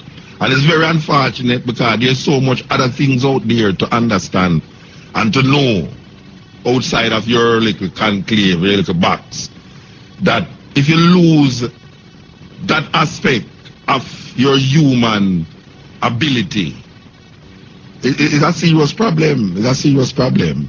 So the Cutting Edge occasionally present these things. And as we said, this month, we choose to really focus on the Christian listeners, you know. We present something that I don't know much about the Bible, and it focus on the New Testament. Today, we're giving you a different aspect. If people can have a biography of the devil. You know, I've always said that instead of keeping the devil alive, why them don't have a world court? A world court, and just try the devil for all the atrocities that him do for 2,000 years, and just put him to rest instead of keeping him alive. And I find that religious people, especially in this Christian religion, they are the ones that is responsible for keeping the devil alive. You know, they are really projecting a lot of things on this negative force, this negative energy. that them call the devil. And they are almost trying to humanize him now. Make this idea become human. Even though it is emanating from human beings, but we don't see why we should have human beings becoming devil. As a matter of fact, the Protestant church is what gives rise to the humanness of the devil by way of the papacy. That now we'll find that like Seventh-day Adventists will tell you that the devil have a face and it's sitting right there in Rome. This is the Cutting Edge on RFM, continuing the Theological College of the Cutting Edge at this hours of the morning. You have to have the strength and the vigor to come to this college. Or to unite Christians and strengthen their resolve in fighting the good fight. In the decades that followed Christ's death, the original band of apostles remained the focus of the ever-expanding cult that worshipped his name. They ensured that a single teaching line was maintained and instilled discipline by dint of the authority that came with their first-hand knowledge of the Messiah. However, their deaths deprived the church of such a focus, and soon there were as many different interpretations of his teaching as there were new Christian communities springing up. The optimism and sense of expectation created by promises of an imminent second coming turned to disappointment and disagreement when it failed to materialize. As outside threats multiplied, the devil was a handy scapegoat, and his malevolent status grew accordingly. The early church fathers discovered, however, that blaming your fate on Satan had a downside. Soon different groups, known by a variety of names but collectively called the Gnostics, were ascribing every challenge they met to the devil and denying that the earth was God's creation. Many suggested that a place so hostile and unwelcoming could only have been made by Satan. Their solution was to turn in on themselves and actively seek martyrdom as a way of escaping a living hell for the safety of life after death in heaven with God. The more clear-sighted fathers quickly recognized that this was a recipe for disaster, carrying with it the threat of self-destruction. To avoid such a fate, they had to draw up boundaries for the devil. He could not be an equal and opposite force to God, the master of this world against the master of the next. The framework that they developed as a response, a halfway house between a theological monism and a practical dualism, has remained the bedrock of Christian belief ever since. Ironically, for a church that in subsequent eras perfected the art of demonizing its opponents, Christianity began the 2nd century more sinned against than sinner. The early Christians found themselves charged by the Romans with precisely the sort of foul ritual, incest, orgies, cannibalism, that was subsequently attached by Christians to the name of Satan and those alleged to have sold their souls to him. In Rome, religion was a national cult, cement to bind the far-flung empire together. Christians had the effrontery to demur, and their refusal to take part in official worship was seen as a threat to the very fabric of the empire. The Christians' claim that Christ, and not the godlike emperor, was Lord of the universe, was seen as subversive. Eagerly awaiting the second coming, they had a habit of decrying everything about the here and now. As the Romans turned an increasingly critical eye on the Christian communities, they saw a group speaking out defiantly against their political overlords. Minucius Felix wrote in his Octavius of the charges leveled against his fellow believers by the Romans. As for the initiation of new members, the details are as disgusting as they are well known. A child, covered in dough to deceive the unwary, is set before a would-be novice. The novice stabs the child to death with invisible blows. Indeed, he himself, deceived by the coating of dough, thinks his stabs harmless. Then, it's horrible, they hungrily drink the child's blood and compete with one another as they divide the limbs. These accusations were treated by the early Christians with a mixture of scorn, humor, and outrage. But the fact they were made at all reveals a side of the human psyche that is all too ready to demonize a group within its midst, to believe the most heinous of accusations that have little basis in fact. In short, the Christians learned from their misfortunes to redirect the fire of their one-time opponents onto their own adversaries. First targets of this new form of demonization were the Romans. Where the Jews had long regarded their Roman overlords as evil, the Christians took this one stage further by describing the empire as the work of the devil. Despite the ringing tones of the book of Revelation, at the dawn of the 2nd century of Christianity, the devil remained decidedly enigmatic. The book Book of Enoch was well known, and its story of the fallen watcher angels with Satan as their leader enjoyed widespread credence in the Christian communities. However, beyond that general consensus loomed larger unresolved issues. If Satan was a fallen angel, he must have been created by God in the first place. Why then did he go astray? Pride, lust, envy had all been suggested by various apocryphal writers. How far could God then be held responsible for the devil's deeds? Was the evil one a full-blown adversary, a loose cannon, or simply an agent of an omnipotent God? Behind all these questions lay the fundamental clash of dualism against monism, or rather, of what degree of dualism the emerging Christian church could tolerate. Some Christian writers favored a theological dualism to match the day-to-day beliefs of the faithful. They therefore presented an ever more polarized view of the cosmos, at odds with Old and New Testament monism, with God and the devil slogging it out with their respective armies. It was left to the leaders of the early church to find an uneasy compromise to answer this new, and to their mind, dangerous trend. God is wholly good, they decreed, and knows more than we do. The devil lies at the root of many of the mysteries, suffering, natural disasters, destructive human behavior, rejection of God, and continues to wage a rearguard action in a battle with God that ultimately is lost. Christians wanted to put a face on the adversary that was attacking them and created a devil who captured the popular imagination. And the link between heresy and the name of Satan was quickly established in early Christianity. It became a distinguishing feature of Christianity that kept Satan forever in the forefront of believers' minds. The devil and heresy were ever more closely associated as Christianity faced in the 3rd century the greatest threat yet to its survival: the rise of Gnosticism, which gave the devil a role equal to that of God. The very ambiguity of Christianity on the subject of the devil has meant that down the ages groups of believers have seen Satan as an equivalent and opposite power to God. The first such heretics were the Gnostics. The term Gnosticism, based on the Greek word gnosis, meaning knowledge, is used in many contexts. The high point of Gnosticism in the 2nd and early 3rd centuries proved to be a cathartic moment for Christianity, forcing it to establish a canon and define what was and what was not an acceptable doctrine. Gnosticism was an amalgam of ideas borrowed from the Greek philosophers, from Judaism, and from Zoroastrianism. Its fundamental principle, salvation, was based on a secret knowledge revealed to the elect by God. These chosen few became the source of Gnostic thought and account for its shapelessness. Their revelations of the divine were diverse in the extreme. All Gnostics rejected the here and now as irredeemably evil. They borrowed from Plato and his followers the notion that the soul has to turn inward, away from the world of senses and matter toward a higher spiritual plane. From Zoroastrianism, the Gnostics inherited a separate but complementary idea of two opposite but equal cosmic spirits in conflict, one benign and the other malevolent. Run together, these two legacies led the Gnostics to believe that the visible world of flesh, earth, and water was in the grip of an evil creator.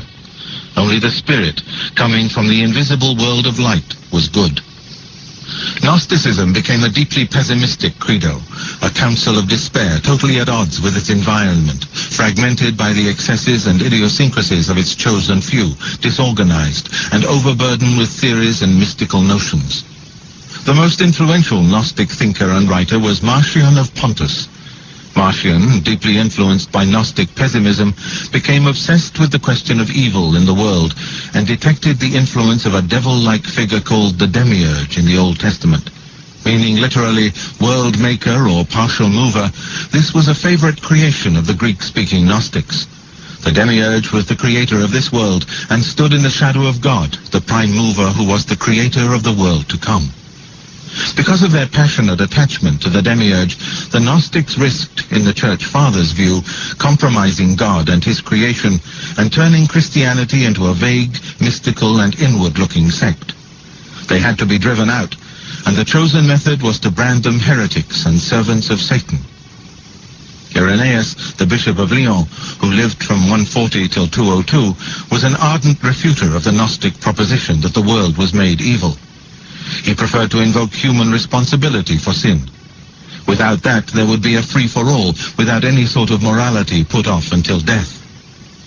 Irenaeus was the first outspoken advocate of original sin, a concept hinted at in St. Paul, given its most persuasive treatment by Augustine, and a dogma that remains a central part of Christianity to this day.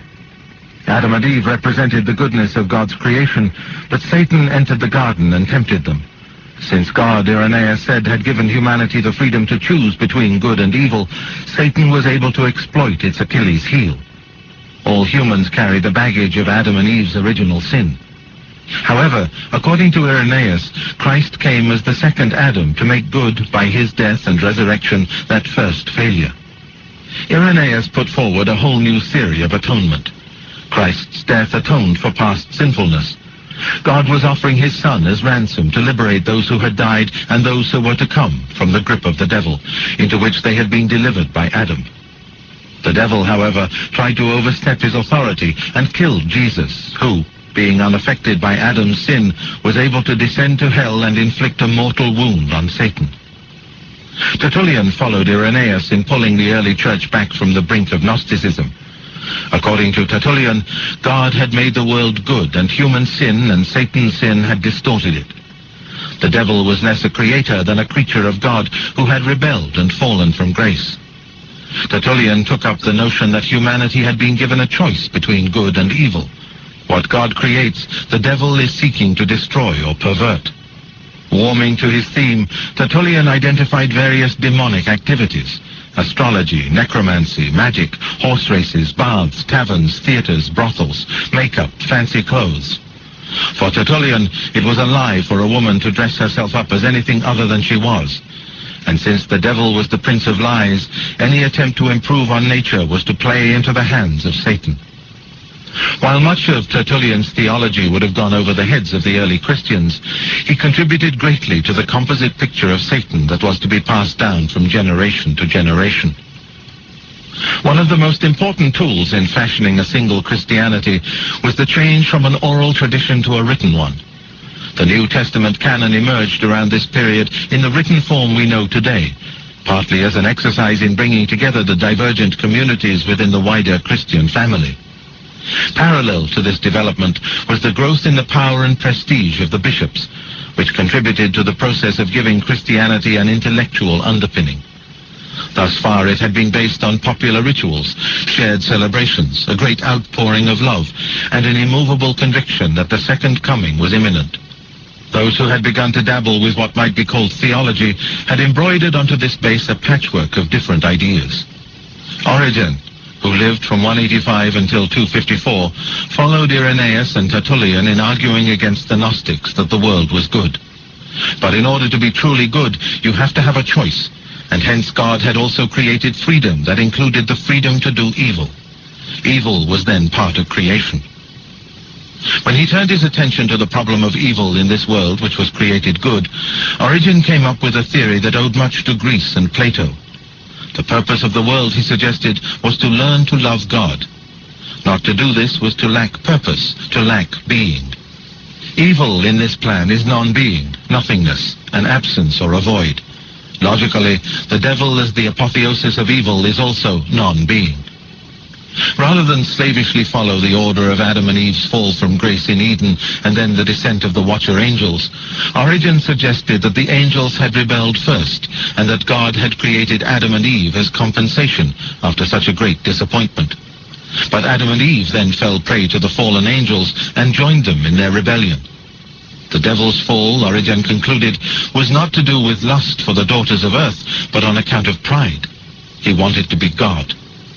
It was a radical suggestion that placed human suffering and evil in the broader context of a cosmic battle between God and the devil.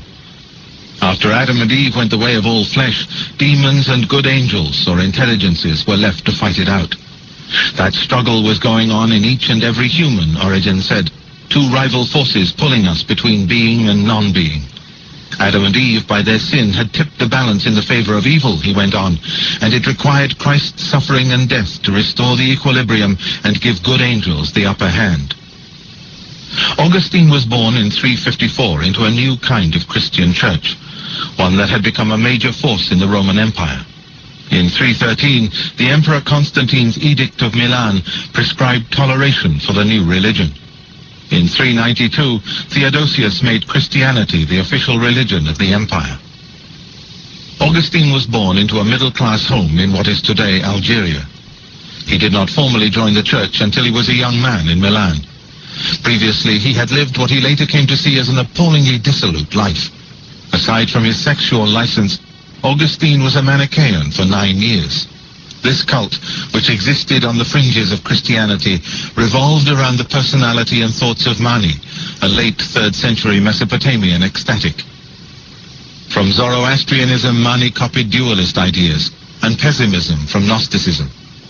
A controversial figure, Mani was executed at the behest of the Zoroastrians. Augustine's early writings on joining the Christian church were taken up with rebutting Mani's claims with Jewish and Greek notions of a beautiful created universe. In particular, he demonized the Augustine was born into a middle-class home in what is today Algeria.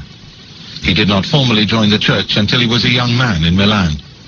Previously, he had lived what he later came to see as an appallingly dissolute life. Aside from his sexual license, Augustine was a Manichaean for 9 years.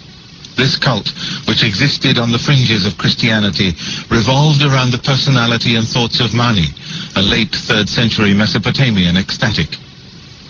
From Zoroastrianism, Mani copied dualist ideas, and pessimism from Gnosticism.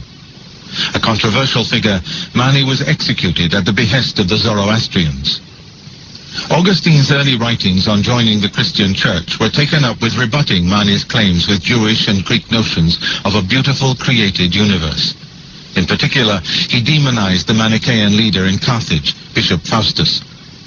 Augustine accused him, like the serpent in the Garden of Eden, of trapping the wayward in the snares of Satan through, as he put it, flesh's morbid impulse and lethal sweetness.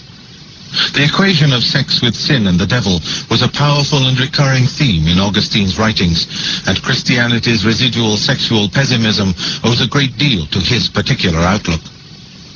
Augustine's great theme was the sinfulness of humanity, and hence he was more interested in individuals' responsibility for the evil that he perceived in the world than the devil's.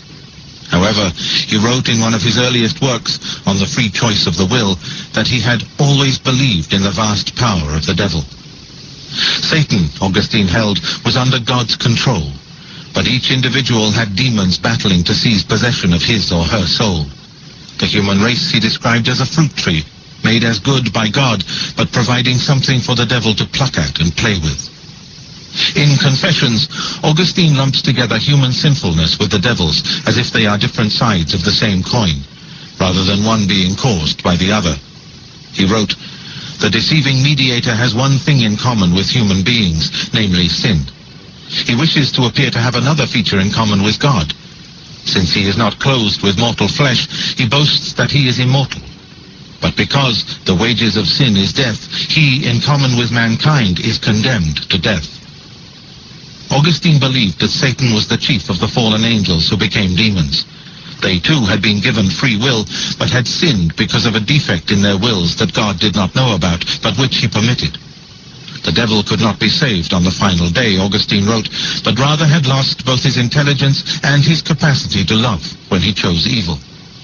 This theory, however, did not quite match up with predestination. In his later works, Augustine returned to the topic and suggested that pride had been the reason, if not the cause, of Satan's fall. The devil wanted to be God. When he failed in that, the devil took his revenge by polluting Adam and hence, through original sin, the rest of humankind.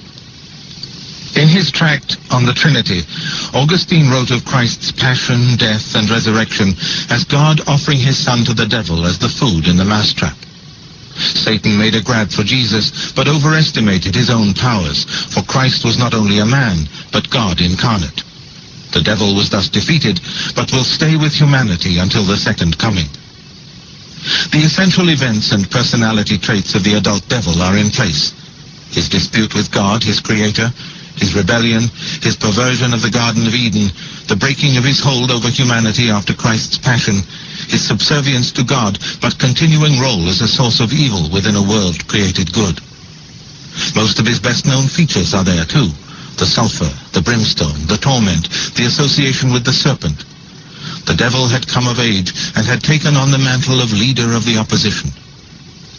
As the church began to grow in power and influence, as its political ambitions multiplied and hopes of the second coming faded, Satan loomed large in its thoughts, both as an adversary to be feared and, increasingly, as a potential rallying point for bringing and holding the faithful in line when outside forces or internal dissidents threatened to sweep the Church of Peter onto the rocks.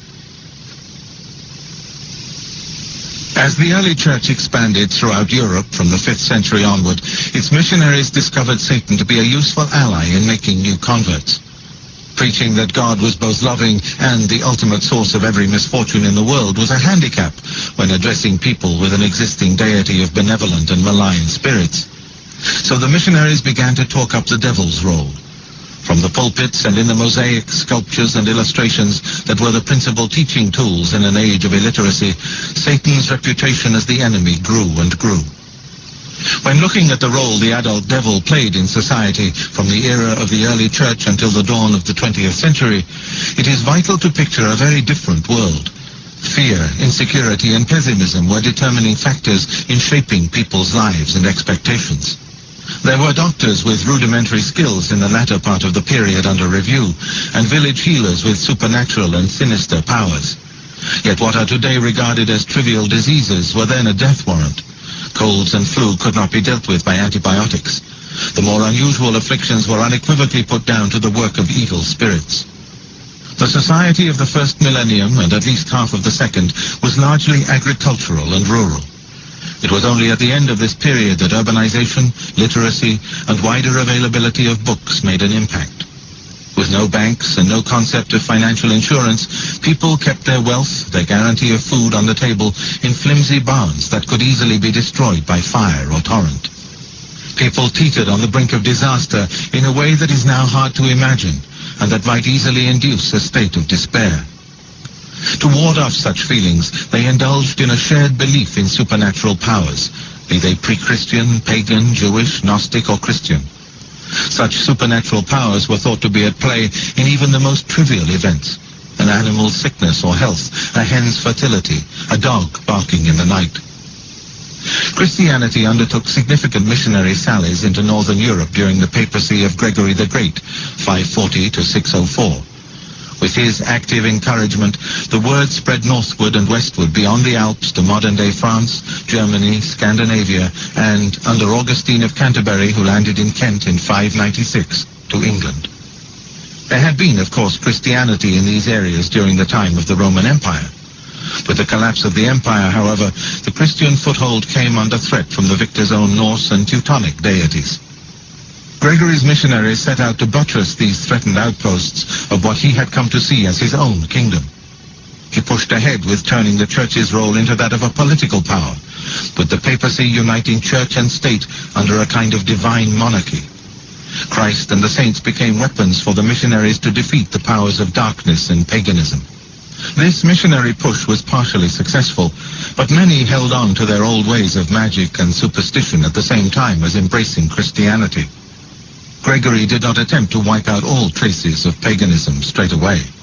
A pragmatist and a politician, he permitted that in some missionary areas there should not be any immediate attempt to displace existing religious systems and expressions of community solidarity. Instead, he realized that to take root, the new faith had to follow a three-pronged strategy. First, coexistence and toleration. Later, transformation, adapting existing rituals to Christianity's practices and calendar. And finally, persecution. Sometimes, where the missionaries felt themselves on fertile ground, all three would come together in one great push. In other areas, it was a much slower progress. For the greater part of the first millennium and beyond, Christianity lived grudgingly in parallel with older beliefs and superstitions. The interchange of ideas included trying to superimpose Christian ideas on pagan practices. In reality, the old and not quite vanquished left its mark on the new and triumphant. One commonly used stage in transformation came when villagers held week-long festivals in honor of the various pagan deities who they believed would ensure a good harvest. Christian clerics picked up on the idea and introduced the notion of a patron saint for the community. The festival evolved into celebrating the saint. However, in the minds of their congregations, the saint was often just a new name for the spirits they already worshipped. The symbolism of pagan festivals could be adapted to Christian ends. St. John's Day was celebrated on the same day that some rural communities marked the start of preparations for the harvest. The main thrust of these pagan events was the victory of light over darkness, marked by the lighting of bonfires that blazed in the night sky. This age-old rite was effortlessly assimilated by the Church, since it fitted perfectly with its own imagery of Christ, the bringer of light, vanquishing evil. Rather more problematic was what came after the lighting of bonfires: nude swimming, dancing, leaping over fires, lovemaking, and revelry. At first, the Church turned a blind eye to such excess, calculating that the essentials of the Christian message had been conveyed concerning Christ's triumph, and that all else was of secondary importance. In the late Middle Ages, however, when the continued existence of magic and superstition provoked greater hostility among the ecclesiastical authorities, similar unrestrained merrymaking came to be regarded as satanic. These voices within Christianity associated anything that was sacred to the pagan gods with the devil as a means of debunking indigenous beliefs. Christians were taught by their monks and priests that the devil lived in pagan temples and that such places had to be sprinkled with holy water, stripped of their decorations, and rebuilt with an altar. Force, flexibility, and ingenuity were not enough in the assault on old belief systems. Christianity had also to take into account why they were successful, what purpose they served, and then provide an alternative. Ancient rites were regarded as a guarantee of putting food on the table and corn in the fields. When the harvest failed and there was famine, the rites themselves were not blamed. People assumed they had not performed them correctly or wholeheartedly. By contrast, all the local priest had to offer was prayer and resignation to meet calamities. The notion that a supposedly just God hurled torments down was a difficult one to grasp. Original sin was too abstract. Some priests, in a church where central authority and discipline remained weak, tolerated the continuation of magic and superstition that allowed their occasionally bemused flock to take action in the face of adversity. The church was facing an enormous challenge, and it showed a tenacious strength and capacity to adapt. If one omnipotent God could never replace the supernatural powers, then the medieval church concentrated on Christ and his mother Mary in an attempt to put a human face on God and goodness. If one omnipotent God was inadequate and plain confusing when it came to dealing with the crises and disasters of life, Satan was waiting in the wings. People who had got used to blaming spirits for ill fortune did not easily grasp the notion of original sin. The devil provided an alternative part of the Christian canon, and his role grew beyond what the theologians might have wanted. The omnipotent God remained elusive, faceless, and the preserver of the thinkers, and the devil was stretched by clerics to cover many of the functions of the supernatural powers. Only with Satan as part of the package could God be accepted by communities as the Almighty. Before any such extension of the devil's domain could get underway, Christianity had to explain the Prince of Darkness to its converts. In the 5th and 6th centuries, St. Augustine's teachings trickled down to the Christian communities where their broad thrust had enormous influence. In their details, though, Augustine's thoughts often went over the heads of an ill-educated congregation, and their priest, too. Yet there was little in his writings to prompt the subsequent fear of a black-clad, half-man, half-beast with horns, a tail, and burning red eyes known as the devil. No artist's impression of the devil exists before the 6th century. The earliest depiction of Satan shows him clad not in black, but in red, an angel standing before Christ in the mosaic in Ravenna, which dates back to 520. It was to be the first of many, as the devil became the source of boundless fascination for Christians, and especially the artists and writers in their ranks. Mosaics, illustrations to accompany and explain learned books, stained glass windows, and sculptures all served in this period of illiteracy to teach and reinforce belief in the devil. He is everywhere, or rather he is represented everywhere by a menagerie of creatures associated with evil and malevolence. Few medieval artists represented Satan as a person. That came later. He was more often an imp or a grotesque combination of man and beast. Saints' lives, passed on by word of mouth by preachers and in the early manuscripts, were another popular way of explaining the ways and wiles of the devil to a general audience from the 6th century onward. In many of the tales, the villain was the devil, with the saintly hero reliving Christ's battle with Satan. Through such tales, the evil one became real and terrifying. Pope Gregory gave this recourse to the dead heroes of Christianity official blessing. Where Gregory led, others followed, and tales of saints proliferated. The devil was always the villain, but not always a menacing or sinister one. Anticipating the comedy of the medieval mystery plays, he was often shown as a fool. Gregory's popular diabology was enormously influential. It was he who first codified the 7 deadly sins: pride, envy, anger, sloth, avarice, gluttony, and lust. In Gregory's age, all the ills of the world were being heaped at the devil's door, with a corresponding decline in human responsibility. It proved an inspired idea. As both a religious and a cultural yardstick, the 7 deadly sins remain with us today. The growth of monasticism in the 5th and 6th centuries contributed to the cult of saints and to the gloomy preoccupation with the devil. Monasticism in the Mediterranean basin was initially an experiment by solitary souls, eccentrics exasperated with the world, who went out into the sterile, bleak, and unyielding environment of the desert to relive Christ's struggle with Satan. They attracted disciples, and so the first monastic communities developed. According to legend, one of the pioneers, St. Anthony, who lived from 251 to 356, spent almost 90 years as a solitary, living first in a tomb and then in the Egyptian desert near Thebes. He never changed his clothing or washed his face, conserving all his energies for repeated confrontations with the devil. Anthony and other saints were raised to hero status by the Church in this period. The mark of goodness, of winning God's favor, had nothing to do with practicing the gospel virtues of loving your neighbor, being charitable, and attending the sacraments, but rather lay in one single feat, repulsing the devil. Desert monks who followed in Anthony's footsteps were not the only, or indeed the enduring, manifestation of monasticism. Other Christians, like St. Patrick, set sail from Ireland's shores to assist the spread of a distinctly Celtic form of monasticism throughout northern Europe. What both Egyptian and Celtic variations had in common was a suspicion of hierarchy and the trappings of church organization. Some monks were so hostile to the growing power of bishops and Rome that they fancied they saw a satanic plot unfolding there. St. Martin of Tours believed that the ecclesiastical authorities were working hand in hand with the devil.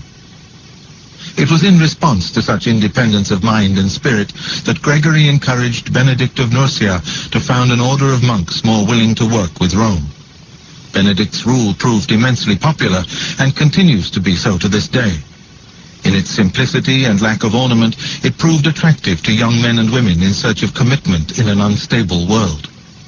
Fundamental to the missionary drive was the imperative to bring the sacraments to pagan people. Although Satan was so much a feature of this expansion across Europe, he had little more than a minor part in any of the Church's formal rituals.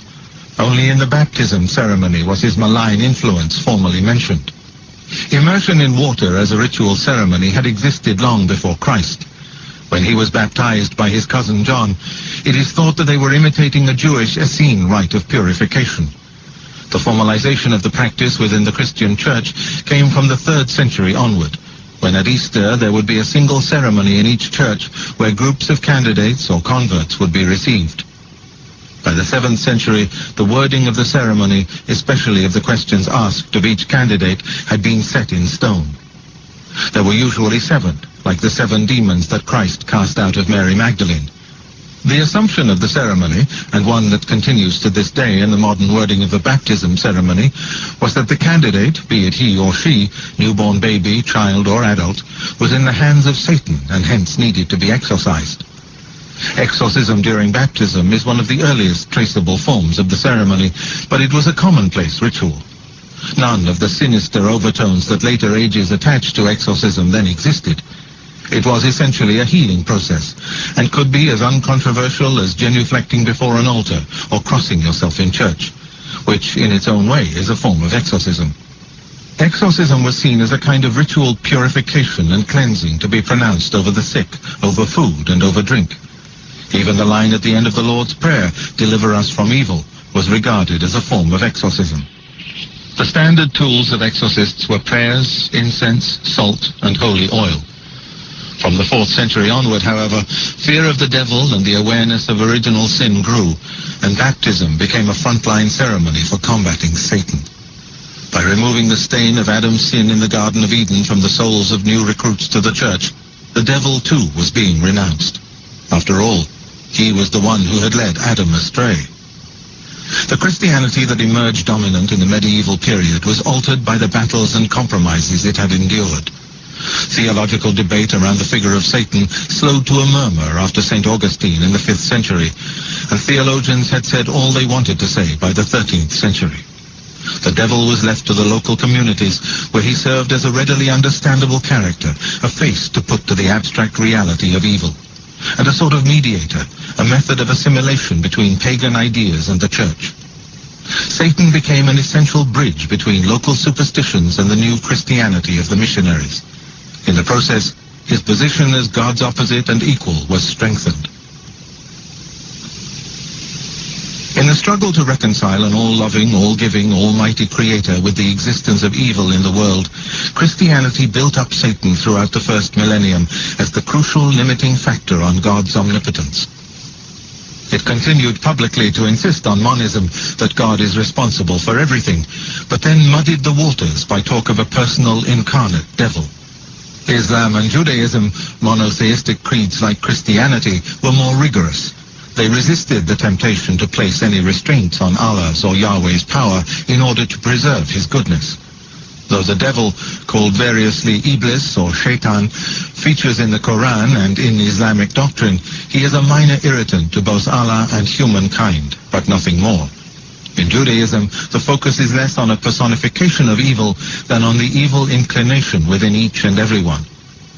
The key concept to Islam, indeed the literal meaning of the word, is surrender. Surrender to whatever Allah wills. Through punishment and being put to the test, humankind shows its love of Allah. Such trials may seem incomprehensible, but Allah had his reasons that will one day become apparent. In the meantime, the good Muslim will take whatever comes his or her way and have faith. The devil of the Quran has no power to make humanity commit evil deeds. The popular deities of Mecca at the time of Muhammad included the cult of three goddesses, Manat, Al-Lat, and Al-Uzza. The three goddesses in particular, sometimes called the daughters of Allah, are central to the most notorious text associated with the devil in Islam, the so-called satanic verses. In section 53 of the Quran, Muhammad is distraught that his people are so reluctant to understand the message that he is giving them from Allah. So he appeals to Allah for help and is told that the intercession of the three goddesses might assist him. However, the Quran swiftly goes on to make clear that this guidance came to Muhammad not from Allah, but from elsewhere. There is no mention of satanic verses in the Quran. That version of events comes in the accounts of the 10th century historian Abu Ja'far at-Tabari.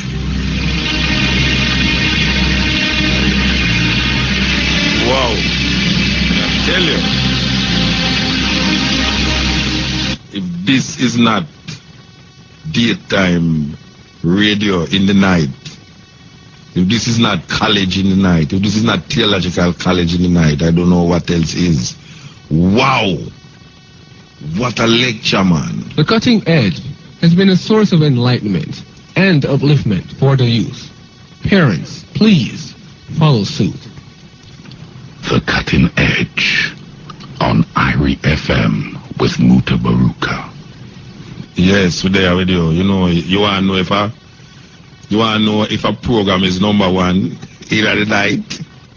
Listen to how much advertisement for the program. I don't believe, and I put my neck out there, there's no other program at this hours that carries so much advertisement. It's a serious thing. Therefore, the people that would put in the advertisement know that the people them is listening to the continent that after 1 something to 2, so much advertisement upon the program.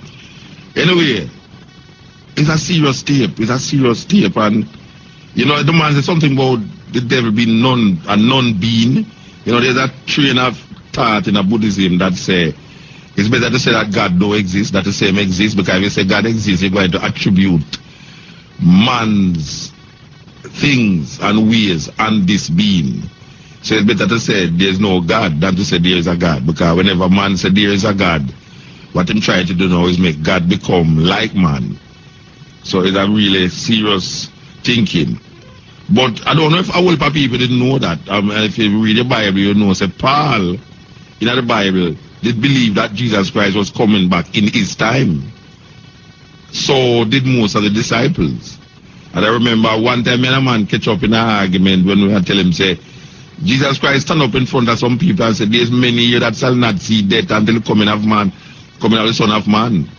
I don't know if them people are still alive. Them dead. There's many here that shall not see death until the Son of Man come. So there's a lot of people at them times there that actually believe, including Paul.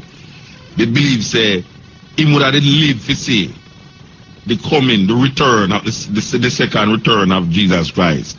Well, it's 2,000 years now gone, and we don't see no Jesus Christ a come. But the philosophy continue, the religion continue.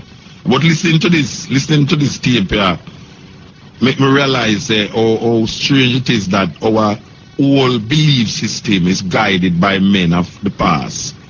And when we fight for these belief systems, we realize it's of no avail to fight over these belief systems, because all the things them that we believe in and we hold fast to was given to us by men before us. You know? And when we look at even the belief of Christianity as it is today, which was given to us by, you the man talk about Augustine, you the man talk about Plato, and many of the bishops there, Martin Luther, Constantine, all of these people, all of these men are men who utter the theory, and the theory becomes a testament for future references to be made. So we find, say, a lot of the belief system coming out of Christianity that people die for every day, all they are doing is echoing the thoughts of men like Augustine and men like Martin Luther. When we say Martin Luther, we don't mean Martin Luther King here. We talk about the German Martin Luther, who declared that the Rome was the seat of the mother of harlots. And it's very interesting to find and to realize that Christianity keep God invisible, but try to make Satan into a person or things, beings. Isn't it ironical? Christianity keeps God invisible, but try to make Satan into a person or a being. And when I say a being now, the manifestation, because when a man say God is a being, it's kind of stupid. It don't really make sense. You say God is a being and then say him invisible, because being connotates visibility, tangibility. A being connotates that. But Christianity keeps saying that God is invisible, but then Christianity turn around and try to make Satan visible. And that is why now they create these different looks of God. And then now we see the Protestants and even the Seventh-day Adventists come and try to put a face on God and Satan. Even though they couldn't put a face on God, they try to put a face on Satan. So what I am saying in the psychology of the thing is that, to me, it seems as if Christianity emphasizes the devil even as much and sometimes more than the idea of God. Because it is in the negativity of Christianity that God arises, and it's not in the positivity of God that the devil arises. You see, because what is happening now is that in Judaism, when something goes wrong, the Judaism don't blame it on the negativity of another opposing force. Judaism blame it on the person who's going through the negativity and claim that it is the wrongs that has been done by this person. God is now punishing these persons or these people. When a famine come down upon the land, when locusts come down upon the land, when Israel go into bondage, it is not the triumph of the devil against God's children, but it is the lack of praise, the lack of listening, the lack of keeping the commandments by the Israelites that caused God to lead the children of Israel into what they call the negativity. What Christianity does now is create a new energy that purports to be the opposite of God, and then give that energy sometimes more power. Because if you hear the man saying that the devil killed Jesus, and Jesus no reciprocate now, not killing the devil, it is weird. I mean, if we listen to it and we get a fullness of it, is that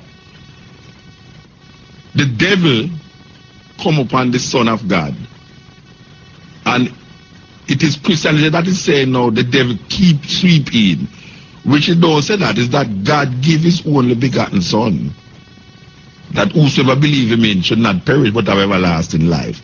So God kills him son, kill him own son. This is weird. God kill him own son for the sins of the world, which is not rectified up to now, after 2,000 years. And then this son goes into hell and now fight against the devil and rise up back. And it says now that he conquers death. But he never get rid of the devil. He conquers death but not getting rid of the devil. So the devil is left to perform his evil and next day. So what happened now is that when Jesus rise,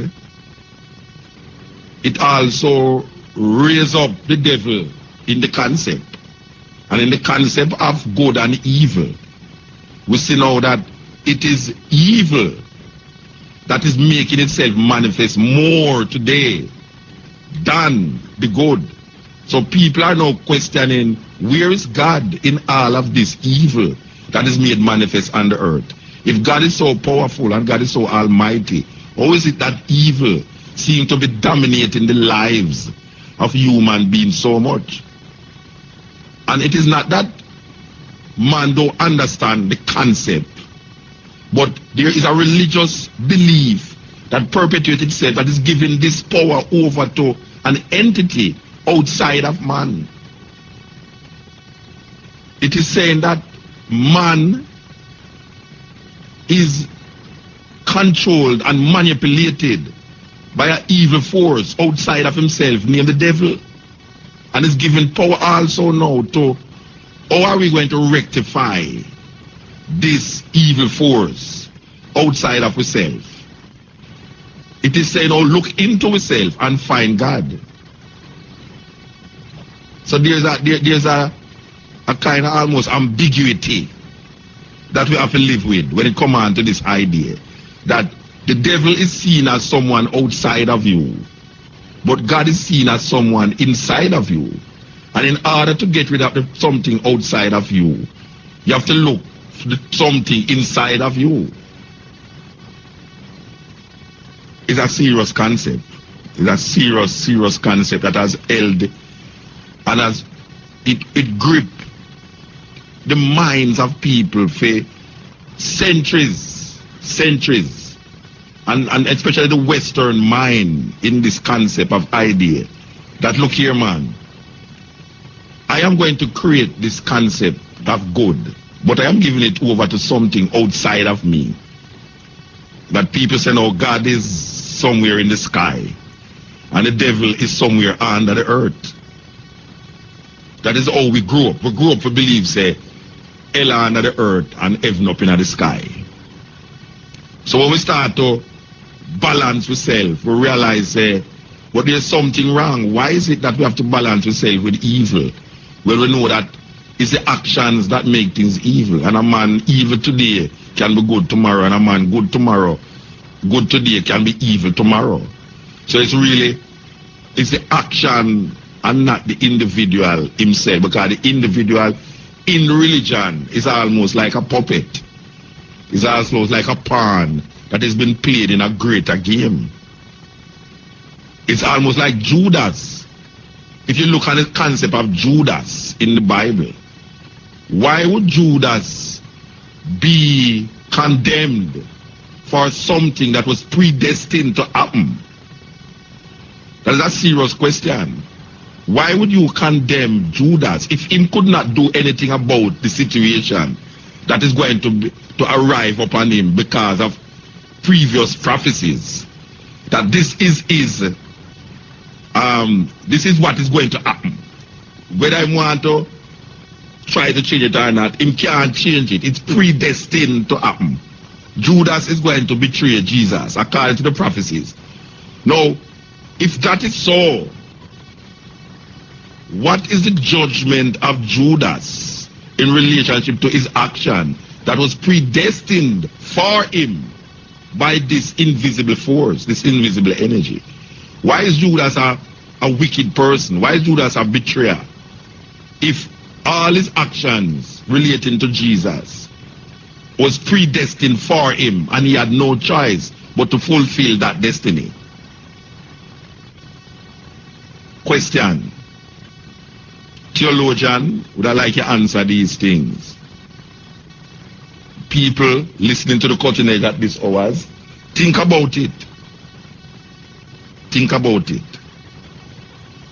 If Jesus was destined to die for the sins of the world, Jesus is not a special person. More than all Jesus was doing was fulfilling a predestined concept and a predestined idea that was placed there for him. So whether him did want to do it or not, he was predestined to do it based upon how the perception goes in the religion.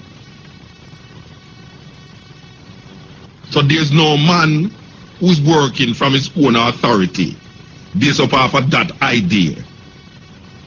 So really and truly, you cannot condemn a man for a wicked action if everything is predestined for a man. Man is just like a breeze with intelligence. But all of these things is belief, brethren, and history, and all of these things is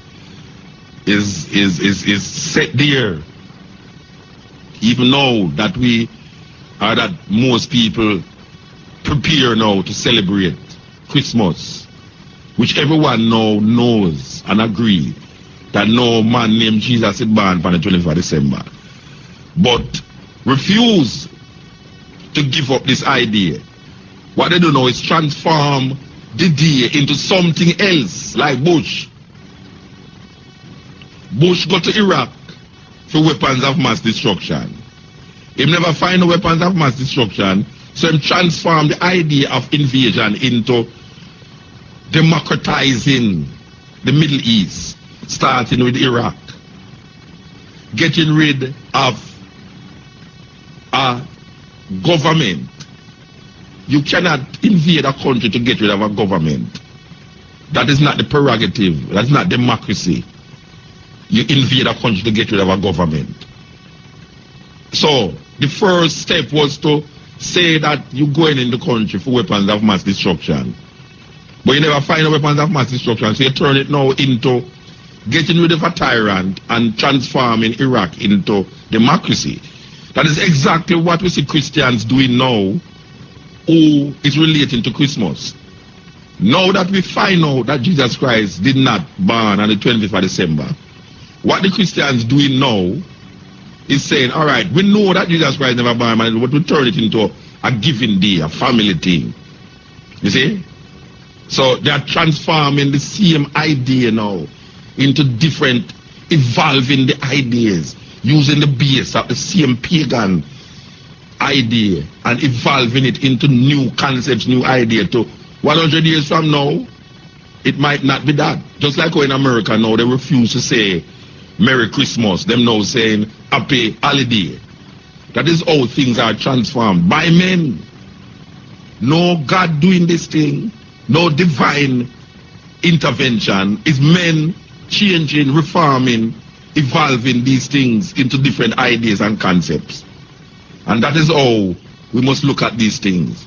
We must look at it that some bishops sit down and transform the whole concept, the whole idea of Judaism into what they now call Christianity.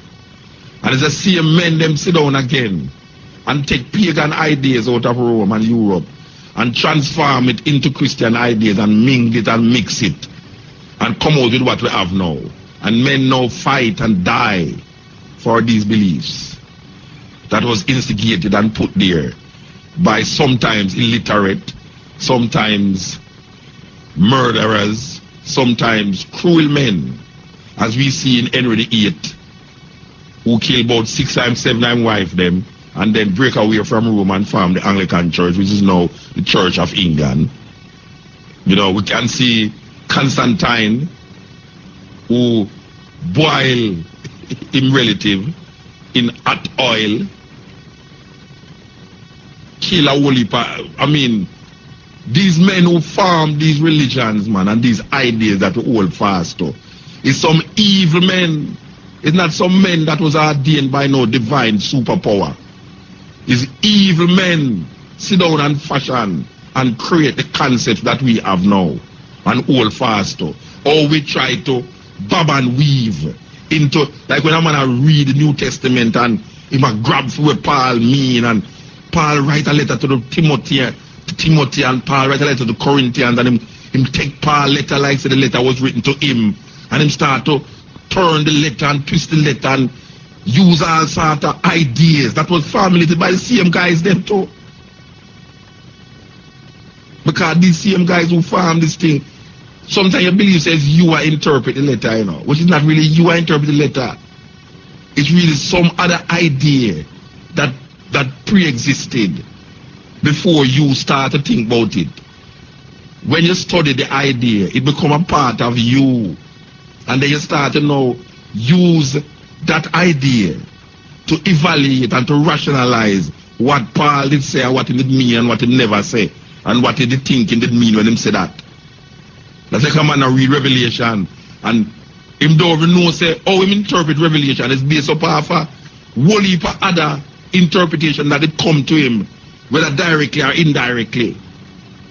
When the 7th day them tell you about where Ellen G. White tell you about Daniel and Revelation, and she get that from Martin Luther. And Martin Luther, because of certain things we are going with in a film like a conclave and all these things, people don't realize a lot of our thinking is based upon our environment. That is why they have anthropology to study human behavior and its environment.